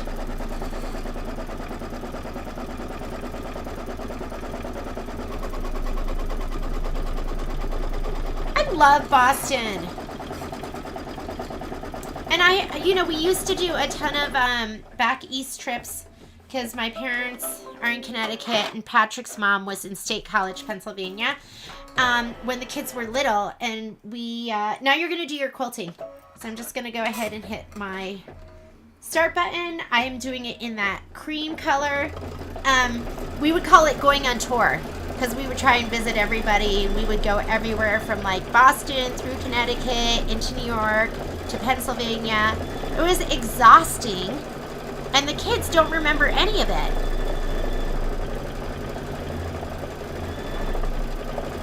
So they've been to all those places, but they don't remember them. Now that they're older, keep thinking we need to go back and revisit. I am dying to do a Cape Cod trip. Like, I just have such great memories of Cape Cod. But every time I bring it up with my husband, he doesn't want to do it. For my husband, the West is the best. 2 hours away. And I've never been to Cooperstown.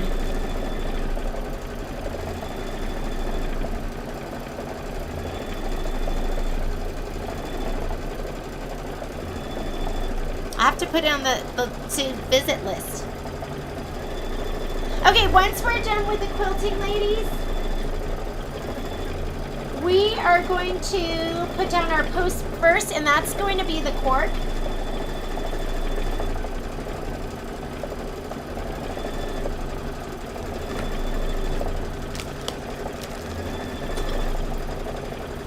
I have this scrap piece of cork that was left over from Candy Cane Lane from the hot cocoa stand. So I'm going to use that.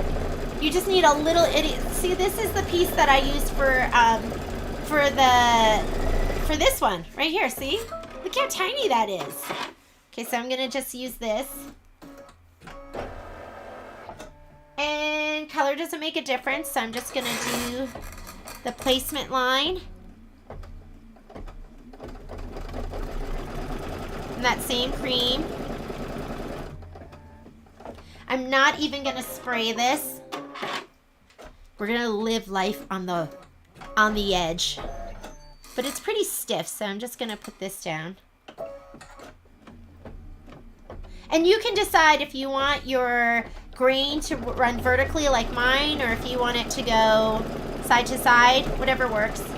So stitch this down, and then we're going to trim it close to the stitch line. So we're doing a whole bunch of applique right now, and then we will do the satin stitching. Okay, let's slide that back a little bit. Get this out of the way so I'm not hitting it, making you seasick.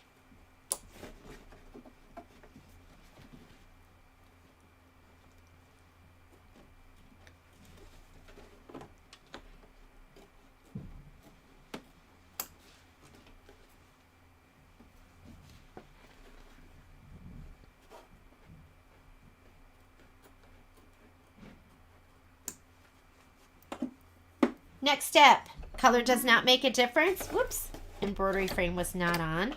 So I'm going to leave that same cream color. And this is going to be the placement stitch for the house. We're going to grab our green fabric. This one right here, give it a shot of spray to the back.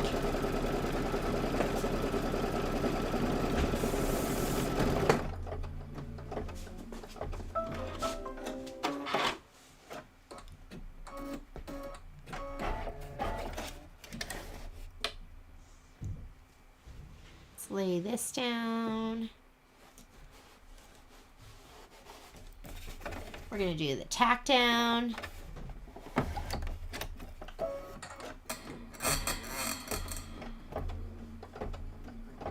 And then we're going to trim, and then we're going to put on the roof.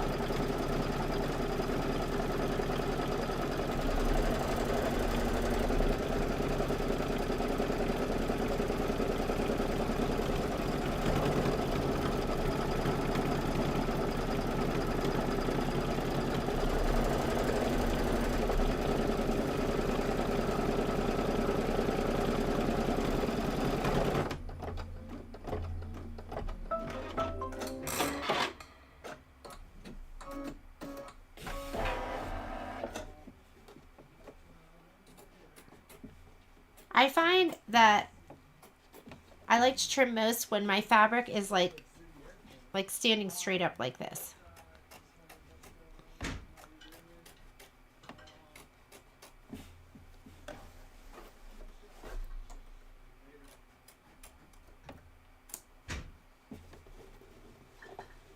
And again, if you have trouble trimming while your hoop is on the machine, take it off. All right, house is trimmed. We're gonna do the placement for the roof. And if you watch this later, you can just pause it if you need some extra time. I'm gonna give this a little shot of spray to the back.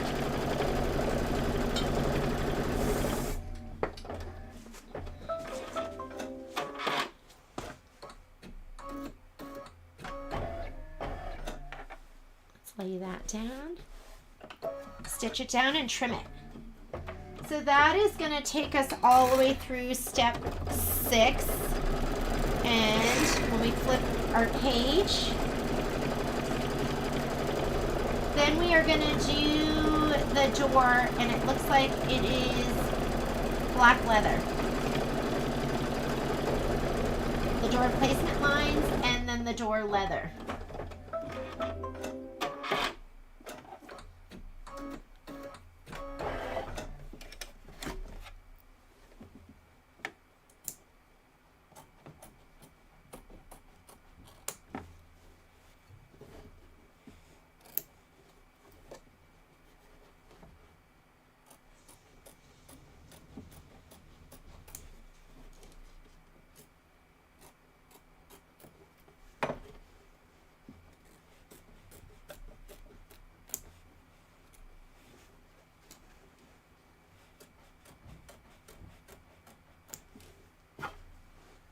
There we go.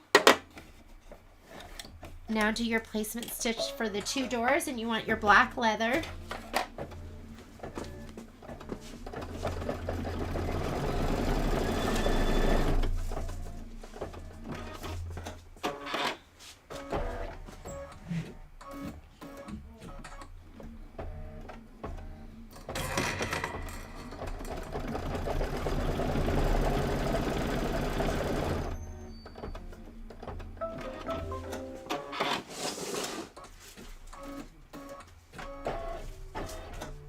Alrighty, let's go ahead and we'll, let me see what color is going to be our first color to make a difference. It looks like brown, so I'm just going to leave it with this one. And this is just a little scrap. Oh no, Momosita's at my door.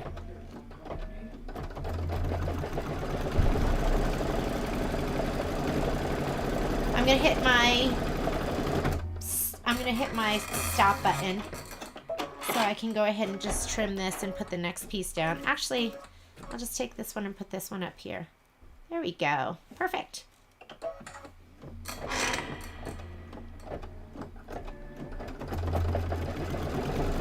Big pieces, you've got to spray it or do something or tape it to hold it down.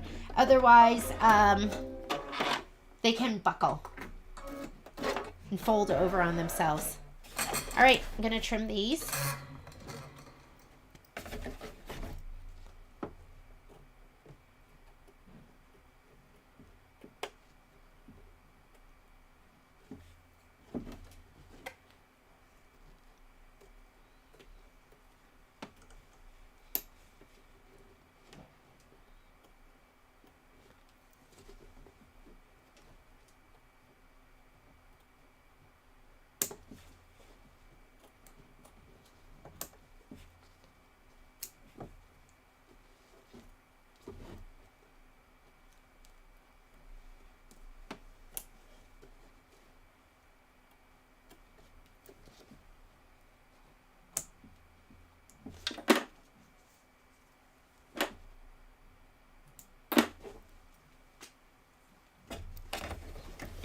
I think that was all the applique. Let's look. We just finished up this step right here, which was trim the leather close. Now we are going to go ahead and we're just going to do the satin stitching. So first thing we're going to do is going to be the brown, that like gingerbread brown.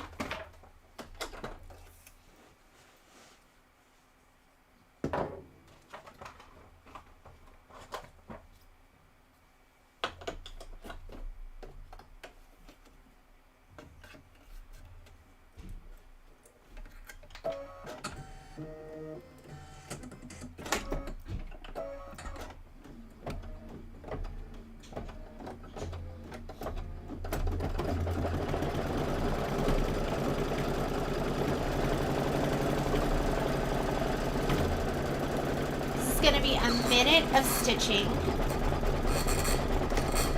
and then after this I think it's going to be the green of the house. Yep, so grab your green, and if you look at the progress bar, these other colors are going to take much longer. This should be pretty quick. I'm going to take this moment to tidy up a little bit.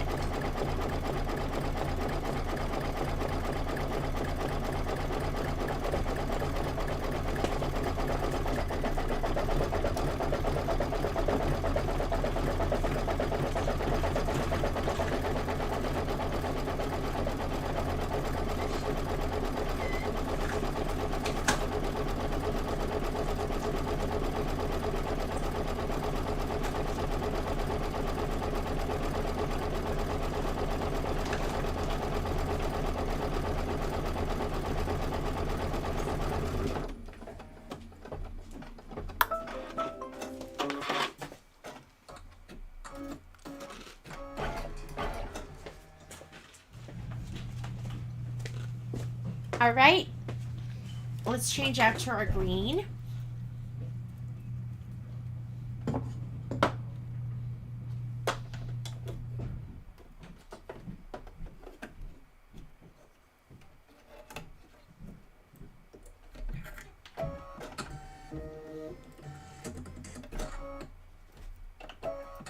And this is going to be 6 minutes of stitching. So just let it go.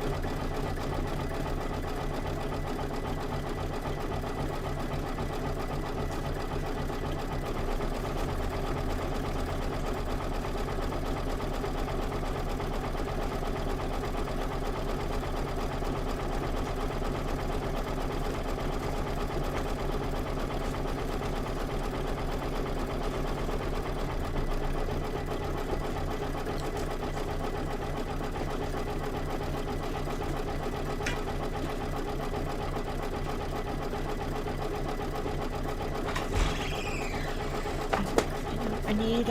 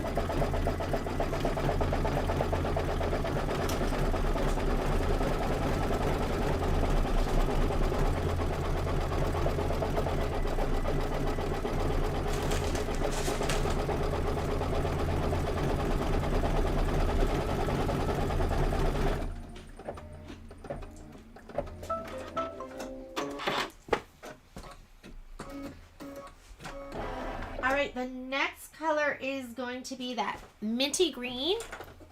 So let's go ahead and change our thread out. Mint green.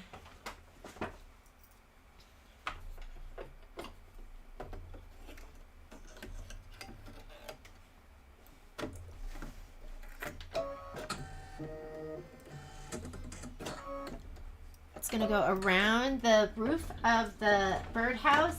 And then the last color is going to be the house detail. And that one is supposed to be the cream. Yeah, it's going to be the cream color. I did mine in the teal. Or, I'm sorry.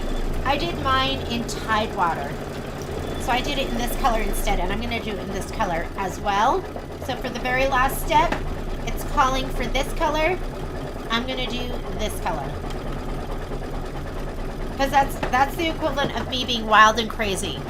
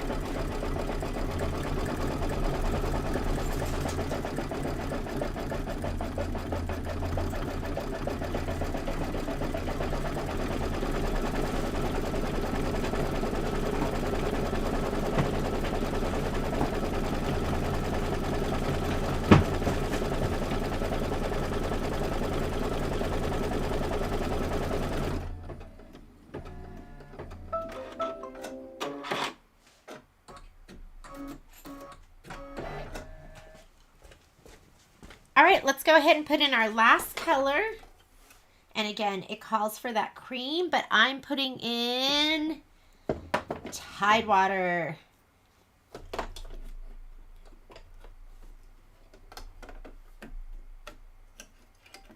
And I think these get a little button from the embellishment kit in the middle of them when they're done.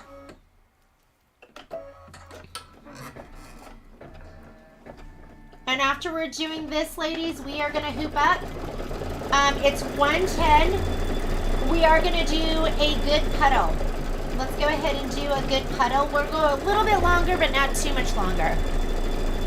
Last week we went almost 2 hours too long. So I get it. If you have other plans and you need to go, just take off.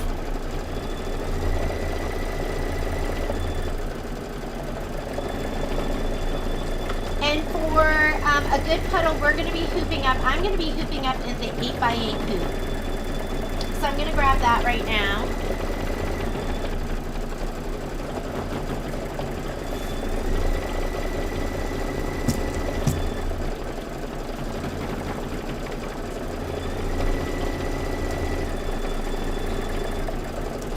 And I'm not using the 8x8, actually. I'm using the 8x12 is what I meant to say.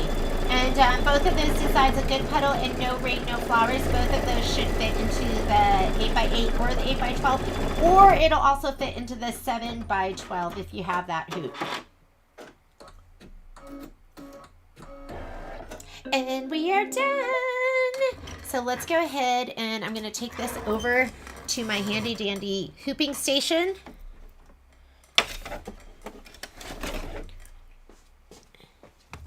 This is also where I like to eat rice crackers and make a lot of noise. And I'm going to pop this out, put this with my other two designs, and maybe I'll get everything done today. Wouldn't that be fantastic? And you wouldn't have to wait for anything. Okay, I'm going to hoop up. This is my 8x12.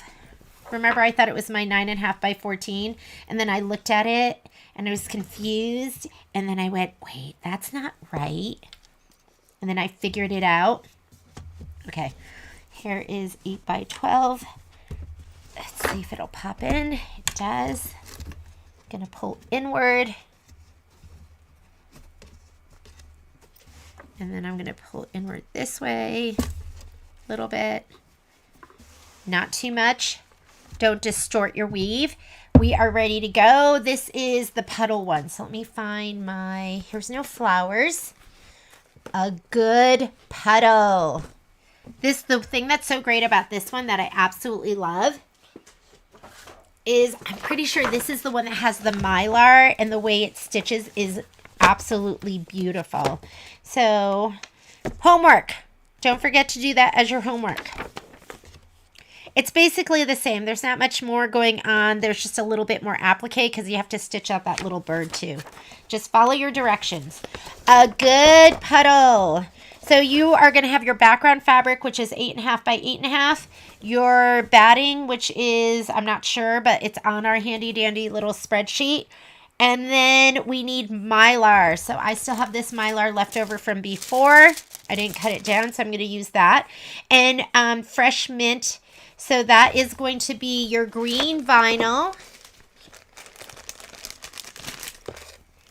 And mine is nowhere to be seen. So I will find mine while we are doing all of this. Where's my vinyl? I think, oh, here it is. Got it. Here's my vinyl. Make sure you dust it off. And so let's go ahead and look how messy that is. I gotta frame it better so you don't see that. So you just see like me being neat and organized. All right, we're ready to go. Let's go to the machine. We have all our little goodies. And we are hooped up. Remember, I leave mine on the hoop so I can just rehoop. This one I'll stitch here at the top, and then I'll just scoot this up. If you're just joining me. And let's go to the machine.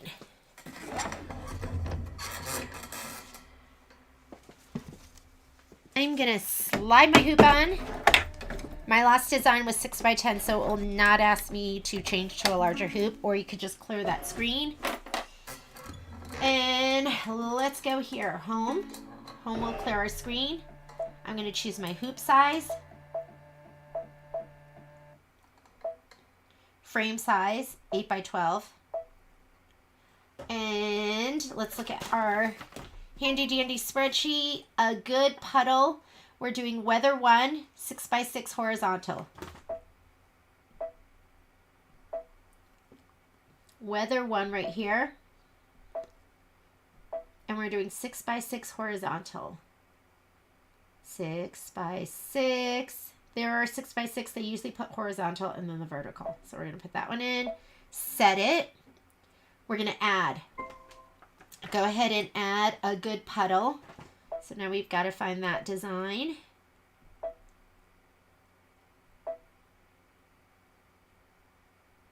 Here it is. let's make sure it's layered right. So the raindrops, yes, and it is. Do you see how the raindrops are, the fat end is headed that direction, like towards the bottom of this? You want to make sure that it's layered right and that your raindrops aren't going the other way. And when I get into the other screen, I'm gonna rotate it because it is just perfectly square. I'm gonna do it in the other screen because it'll be combined on the other screen, or else you can combine your design right here. I could hit this button. This button will combine your design. Now it's all pink, and then I could rotate it, but I am not going to do that here because some of you don't have that feature, so I'll do it in the next screen. So now that that's done, let's go ahead and gold fabric scan and cut mats in stock. Do I have the gold? So Kim, which gold fabric are you referring to? And I can check the store tomorrow. So now that we're in here, this is combined. I can just hit layout, or your screen might say edit, rotate 90 degrees, and that makes our orientation right. Make sure those raindrops, the fat end, are facing down. I'm going to hit OK. Oh, actually, before I hit OK, I'm going to move this design all the way to the top. That way I have all of this muslin to use. And we are ready to go. I am going to hit layout again so I can see what it's stitching out. Color doesn't make a difference. Going to go ahead and stitch, and what it's doing is placement for my batting. I'm going to spray the whoop! My little arm is just popping up. Let me tighten that up a little bit. And let me grab my background and batting fabric.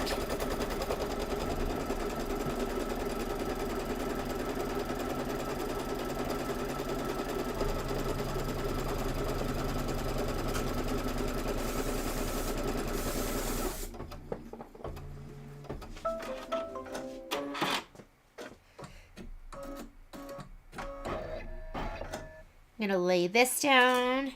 The only mat I don't have in stock, the only 12 by 12 I don't have in stock right now is the fabric mat. And those have been ordered, so I'm just waiting for those. Whoop! Hang on. Let me fold him back. There we go. The gold fabric scan and cut mat. Not sure what the... Oh, you know, I don't know them by name.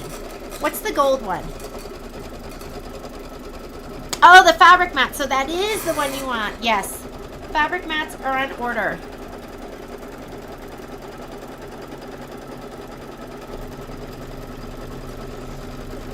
You're going to lay this down. You're going to trim it.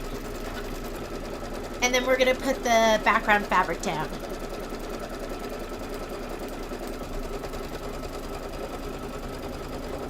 I've not checked my shipping from Brother. Hopefully it's on its way.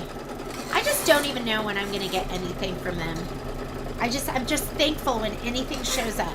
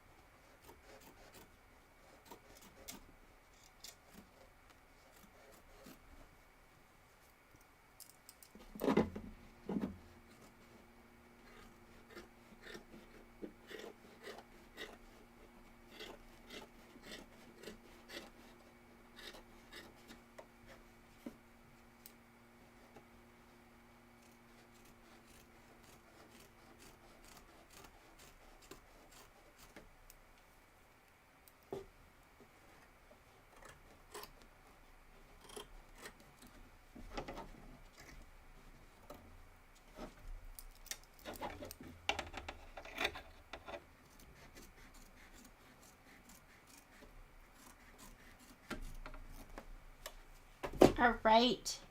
I'm going to skip the next step. The next step is the placement for the fabric.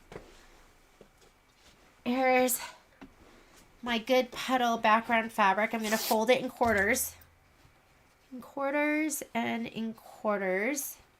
Because I want the center. And now I'm going to lay that center down. My center here. I just kind of eyeball it. And I'm going to unfold it.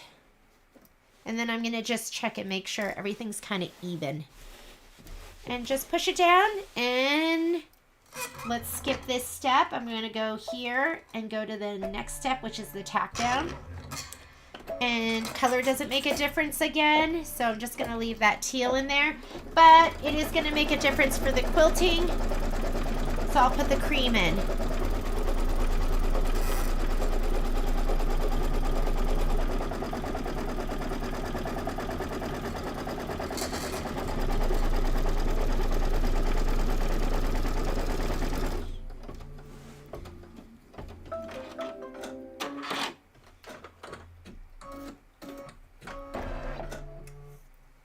Go ahead and wind that up and put my cream in for the raindrops.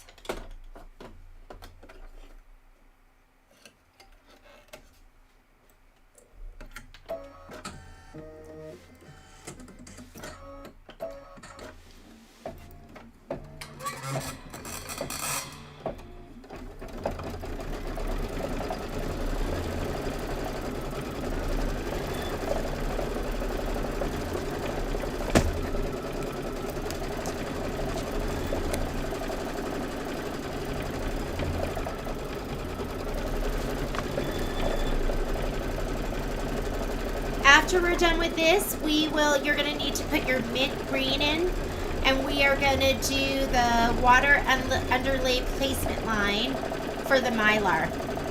And then we'll stitch the mylar down, and then it's gonna do some really cool decorative stitching in there. Makes it look really neat.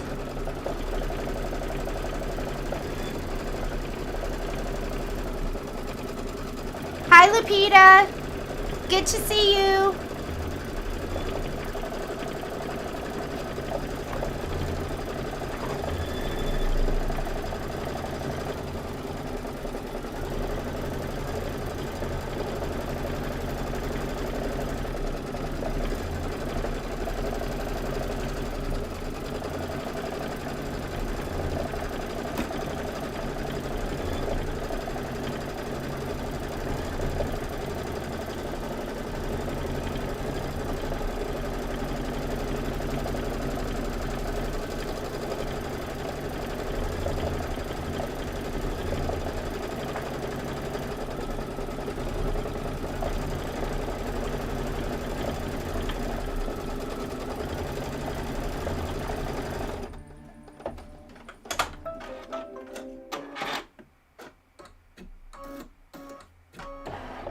Alright, and I'm going to put my mint green in. This is going to be the mylar placement line. Move this back a little bit. Get your mylar ready.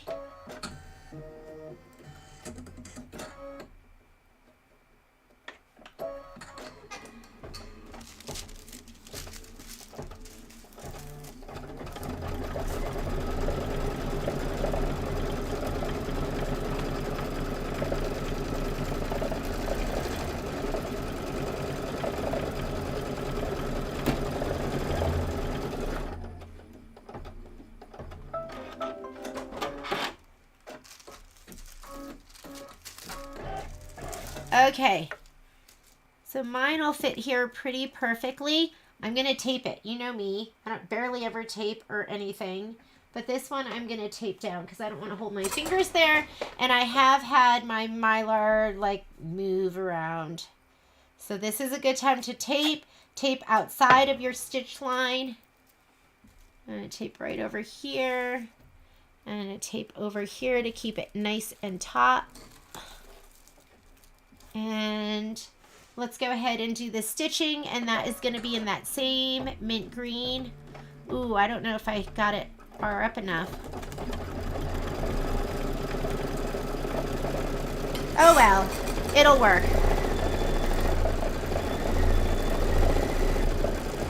I should have put it up a little bit higher.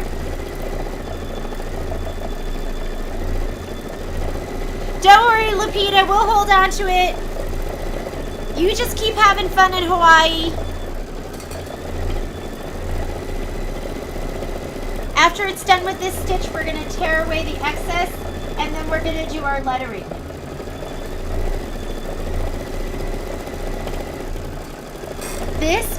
This block looks so cool.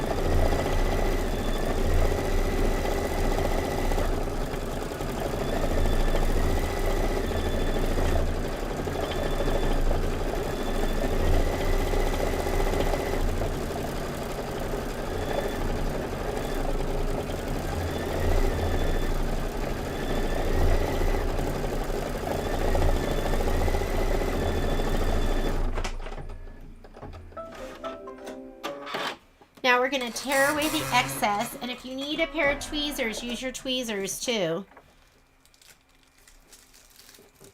It's time for that piece of tape to go.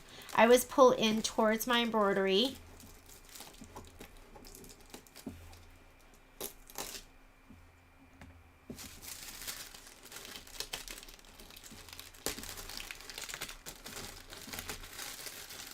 How cute is that? Look at the way it looks. You've done it again, Kimberbell. Do you think there's just like a think tank and experimenters?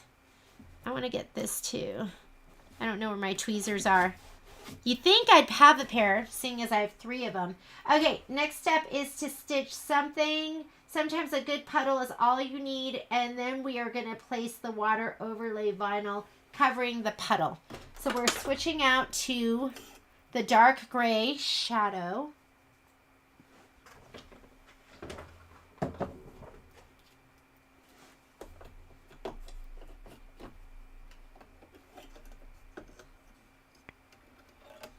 This is 15 minutes of stitching. It's a long one. You know, with all of this lettering, I am going to change my bobbin out. I haven't found that I really needed to, but let's go ahead and change it out right now, just so you don't see any white peeking through. I don't always, but this is so much. If you have a dark gray bobbin, you could use that, or if you have a black one, I'm just going to use this black one. I have dark gray too, but these were out. Oh, look at it. It's sitting right here. I'm going to use it.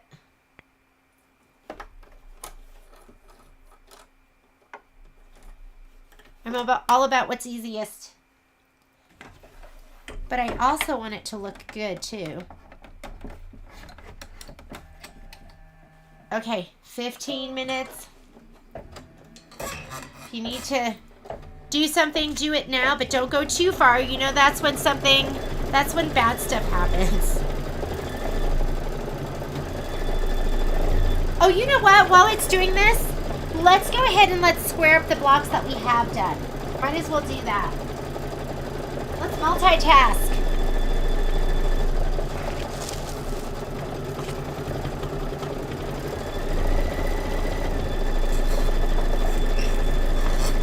All right. I'm going to heat up my iron. Let's cut apart these if you need to, like this one. I'm going to cut this one apart.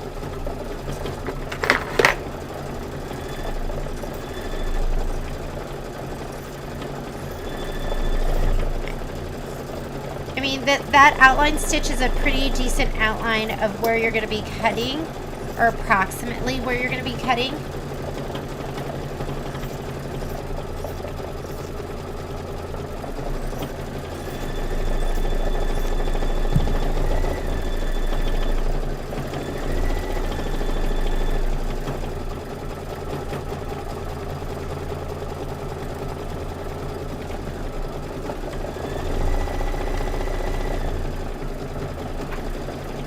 You're going to want your best press. I'm looking for my other log cabin, birdhouse, log cabin, toadstools. Oh, here they are.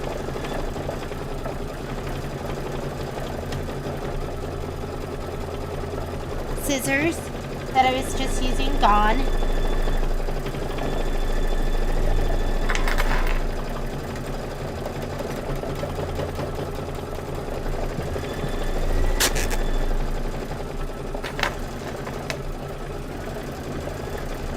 Okay, first thing I'm going to do is I'm going to press these out. When I press them out, I usually press them from the back side. I look at the front and go, is there anything directional that I need to be worried about? And I don't really on this. I'm going to go ahead and give it a nice liberal spray from the back. And I usually will go in one direction. You want to do this on a wool mat, or you want to do it on like an OESD press cloth. I have the OESD press cloth. Let me see if I can So use one or the other. What this does is, and you can see it right here, you can see where it pushes in the embroidery design and kind of distributes puckers if there's anything like that.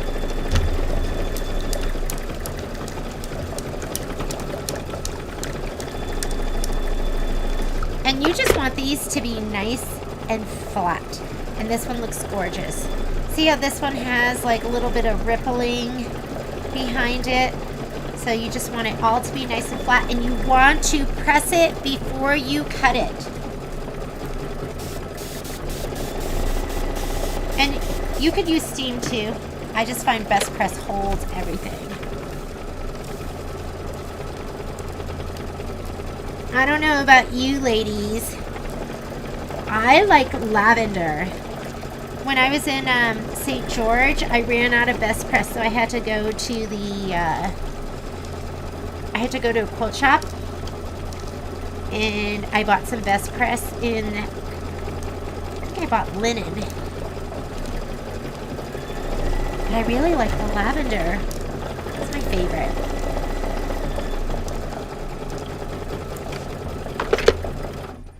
That is done. So don't worry about, see how my fabric's all like ripply and not flat? Don't worry about that. Once you press it, everything will lay beautifully. And you'll go, oh my God, I'm so amazing. Look how flat and perfect my piece is. You want to use a little bit of muscle.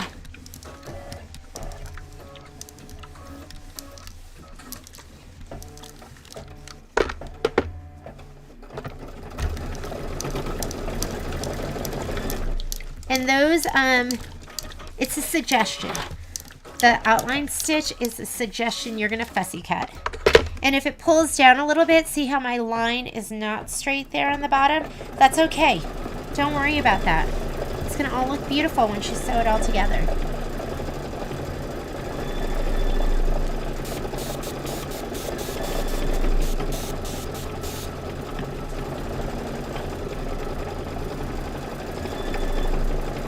Oh my goodness, look how cute this is.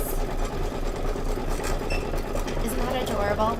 Can't wait till it's done. Wait till we put the vinyl on. The vinyl's gonna make it look absolutely amazing. So sorry if this shakes a little bit. My foaming arm is attached to my koala, and that's what I'm ironing on right now. So it might... And because I'm such an aggressive presser, sometimes it shakes.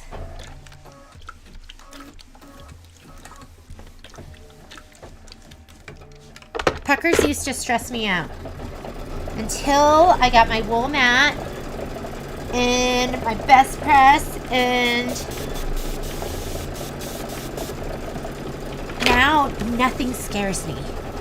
I'm a fearless embroiderer.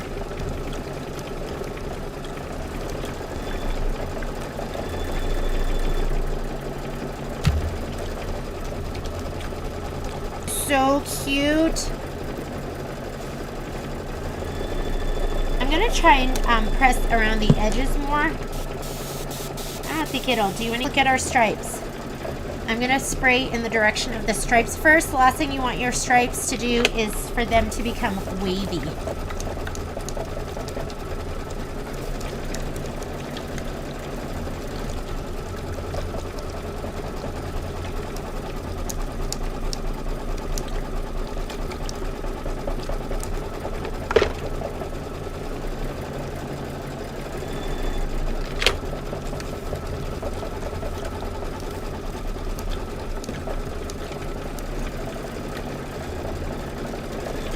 Again, go in the direction of your stripes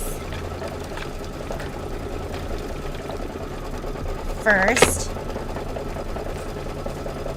If you can just go in that direction and have it, all those puckers leave, then that's all you need to do. Don't even worry about going the other direction. And as long as it's flat right around here, that's all that matters. If you're ripply out here, don't worry about it.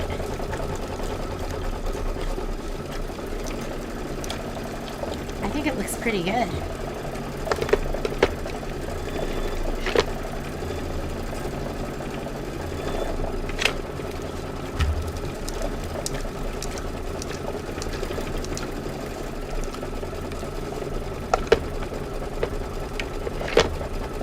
It looks amazing. Oh my goodness, so gorgeous. All right, why don't we go ahead and trim these down? Might as well, because I'm about halfway through on the halfway through on the black side. I just ran my face into my filming arm. Didn't feel good. All right. Let's see what we need for our pop rulers. So this is what I was thinking about adding to the sheet. And maybe I'll do that, but I was gonna add the pop ruler sizes. That way you don't have to refer back to this. So for these, we're gonna be trimming them down 4.5 by 4.5.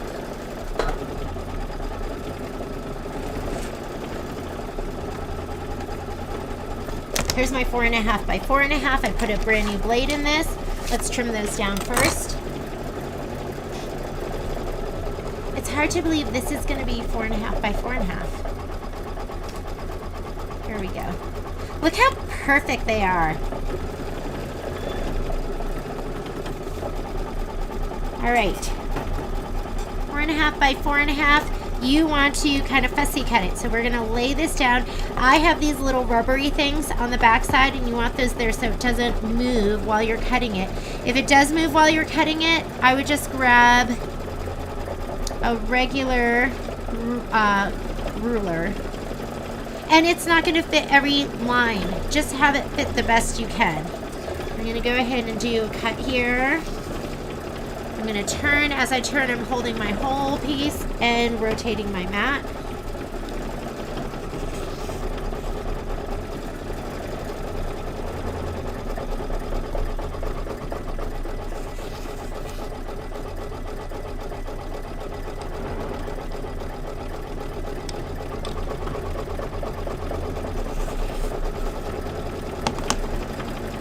Perfect. Adorable. When we sew these together, pay attention to your quilting. Like I can see my birds right there. So if it's directional, there's a little birdhouse. Make sure you sew them together so it's directionally correct. Let's do the next one.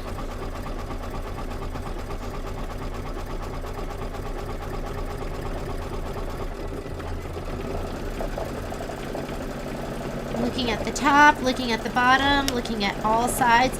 This one was the orange peel quilting, so there is not going to be any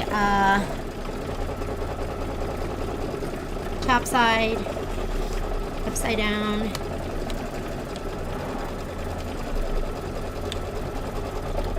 Just take your time. When you use your pop rulers, it's important that you lean your rotary blade kind of into the ruler, and you might get a thread that you miss. And there you go. That one's done. Let's just keep trimming.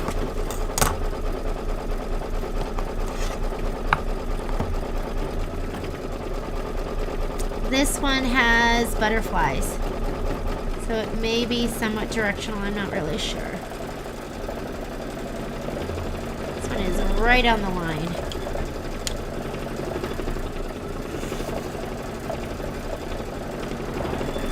I always tell the story about the first time I used my pop rulers, and I didn't hold my rotary blade where it should. I was like this, and so I ruined my block, and I didn't use the pop rulers for a while. I was like, those pop rulers are horrible. Little did I realize it was me and not the pop rulers. And then I gave it another go, and I've been in love with my pop rulers ever since. So, I could probably use this.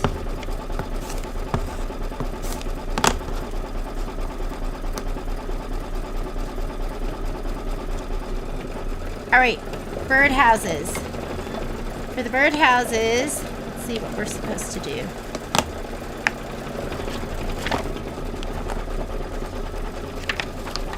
we're gonna nest. So we're gonna nest our 4.5 pop ruler into our 6.5 by 8.5.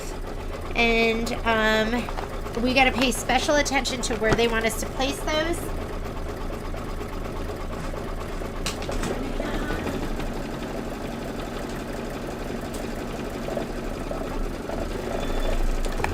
So here's my 2 pop rulers that we're going to nest. This is going to be my 4.5 by 6.5 and my 6.5 by 8.5. And it says here, trimming instructions. Squared finished block to 4.5 by 8.5 with post 1/4 inch above the inner bottom edge of the larger ruler. So we're going to 1/4 inch in. And so for this kind of stuff, a lot of times I will use another ruler. Let's see, where is my...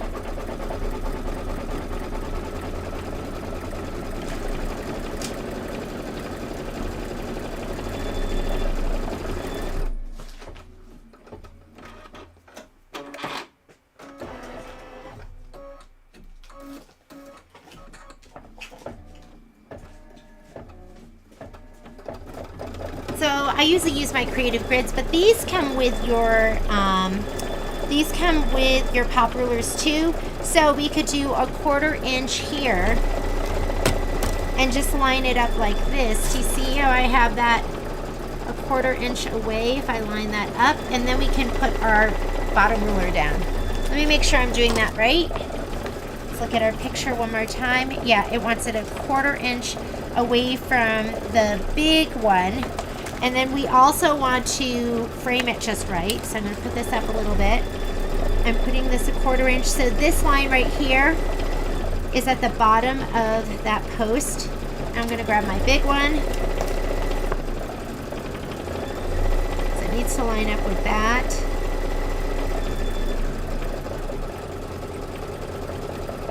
And this you want to frame. I'm going to frame this. So let me do this first. I'm going to frame it with this one. So I'm framing it to that stitch line. Oh, and you know what? You have your marks right here too. So I've got 1/4 inch away from this. So first thing you're going to do is you are going to do... Make sure even.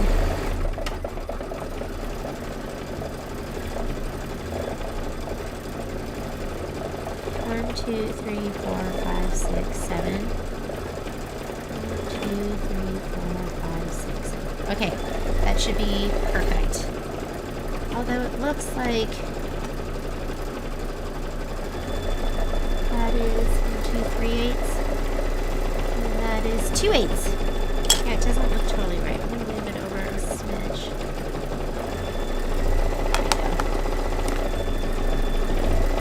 That is 2.5/8, and that is 2.5. Okay, there we go. All right. We are going to go ahead and we are going to slice here and here. Don't do the top and the bottom. You need that height. We're going to swing it around. Hold the whole thing. Rotate. Rotate. Rotate. I'm going to do another cut right here. Now I'm going to take this one out, and I'm going to cut top and bottom. Rotate.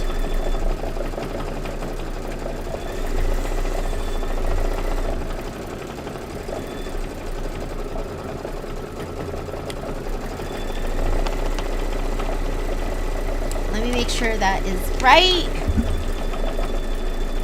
Yeah, that's right. I got nervous because my stitch line is right there, and this is going to be well above that.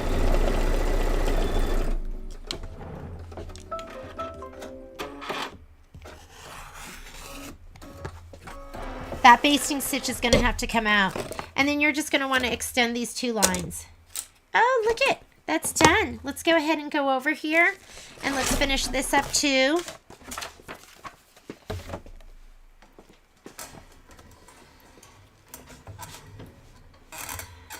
Last thing we have to do with this one is I think we're just going to put down our vinyl.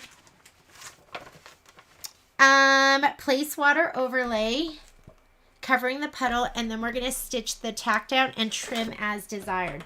So we're going to take out your shadow thread. We're going to put in your Tide water, this one.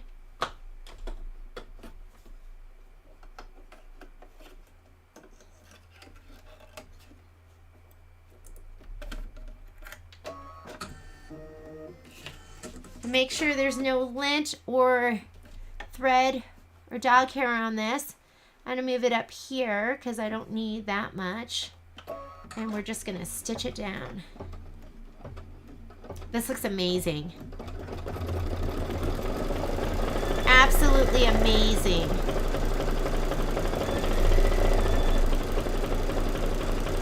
And I'm going to trim it so there's about 1/8 of an inch all the way around.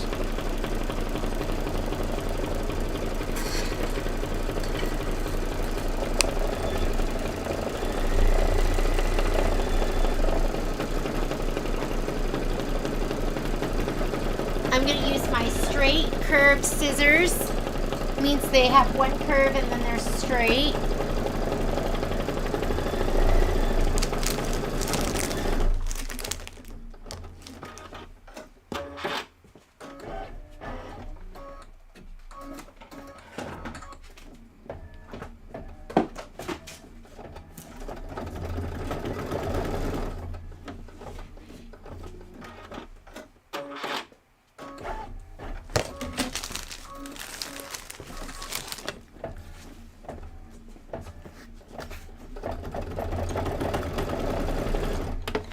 These are my go-to when I am trimming something as desired. I don't like the double curved. I like the curve to go over the edge of the hoop, and then I like them to be straight handled.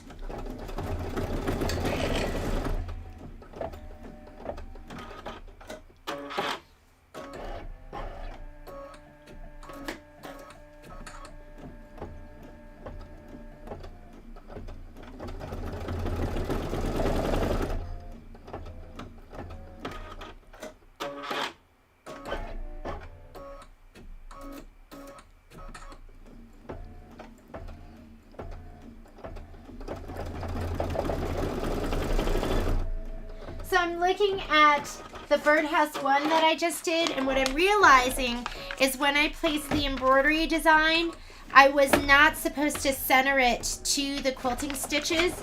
I was supposed to take the embroidery design, and I think I was supposed to move it down. So if you look at this step right here, I'm not going to redo it because it's just a little bit of quilting. But when I aligned the embroidery design, I was supposed to move it a quarter inch below the, or you know, with the quilting, I centered it, so my Birdhouse is centered to it. Sorry ladies, that's why my stitch was a little bit lower. It wasn't where it was supposed to be, and I had to trim it a little bit higher. I'll try to make a note in the video.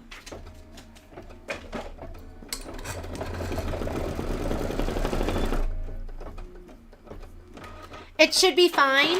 If you look at the bottom of my, this is all the quilting that I lost. I lost that much, and you lose a quarter inch. So I lost a half an inch of quilting. And the top will be missing just a little bit, like right up here. As long as you're okay with it, you should be fine. I'm okay with it. Not too big a deal. When I did my video for Birdhouse 2, I remembered it. So I don't know what happened for this one. I think I was just in a groove, thinking I was hot poo-poo, that we were getting through everything. Okay, I'm going to slide this off. I'm going to go ahead and trim this up about 1/8 of an inch around the vinyl.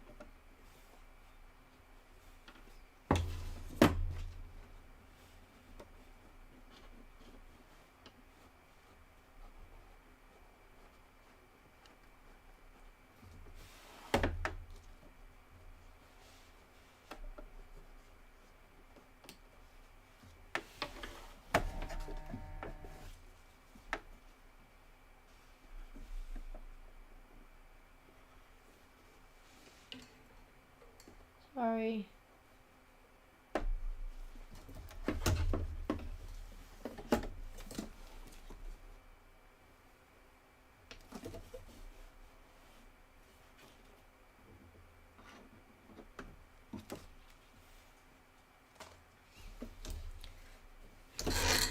That is, wait till you see it in person. It is so cute with that ripply mylar in the back. And this one is done. And ladies, we are 53 minutes over our sew-along time. Homework. Your homework is going to be to do your 2 log cabins. Log cabin 2, log cabin 3. Birdhouse 2. So see how I made this mistake? If you watch the video, I did it correctly. So you do have to move. You're going to put your, load your quilting design, and then you are going to load the birdhouse. And you have to take the birdhouse, and it's not going to be centered to the quilting design. It's going to be a little bit lower. And then you shouldn't have the little issue that I had with, when I trimmed it up. And I'm trying to think if there is anything else. Like here, just make sure when you do Birdhouse 2 that you read this part, especially this part right here, centered from left to right and 1/4 inch from the bottom of the quilting design. So don't miss that. And then your other homework is going to be to do no rain, no flowers. So stitch that out and then put everything together. You'll have enough to stitch out your entire row 2. You'll be able to complete row 2. You're going to have 2 things from row 4 and a good puddle. That's actually, is that in row 3? Yeah, it is. It's the first one in row 3. Next week, we are going to be doing a lot next week, so I might start doing some stuff like we're going to do the rain boots. Let's see, rain boots. We'll do A, B, and C. Those might be, or I'm sorry. Okay, we'll do 1 for sure. 2 and 3, maybe homework. We'll definitely do the wagon and flower pots 1 and 2. This other stuff might be homework. We'll see what we can get accomplished, but I will be stitching some things out for next week. And that's it. Thanks for joining me. Is video on? Is video on? I hope video's on. Did something happen? I hope video's on. Hopefully these are going to all post to Facebook and YouTube. And then I will post all the other videos that I do, finishing everything else up. And I will see you ladies next week. Some of you I'll see on Thursday. Thursday we're doing the sew along for the seasonal table topper. And there'll be more information on the website tomorrow. See you later.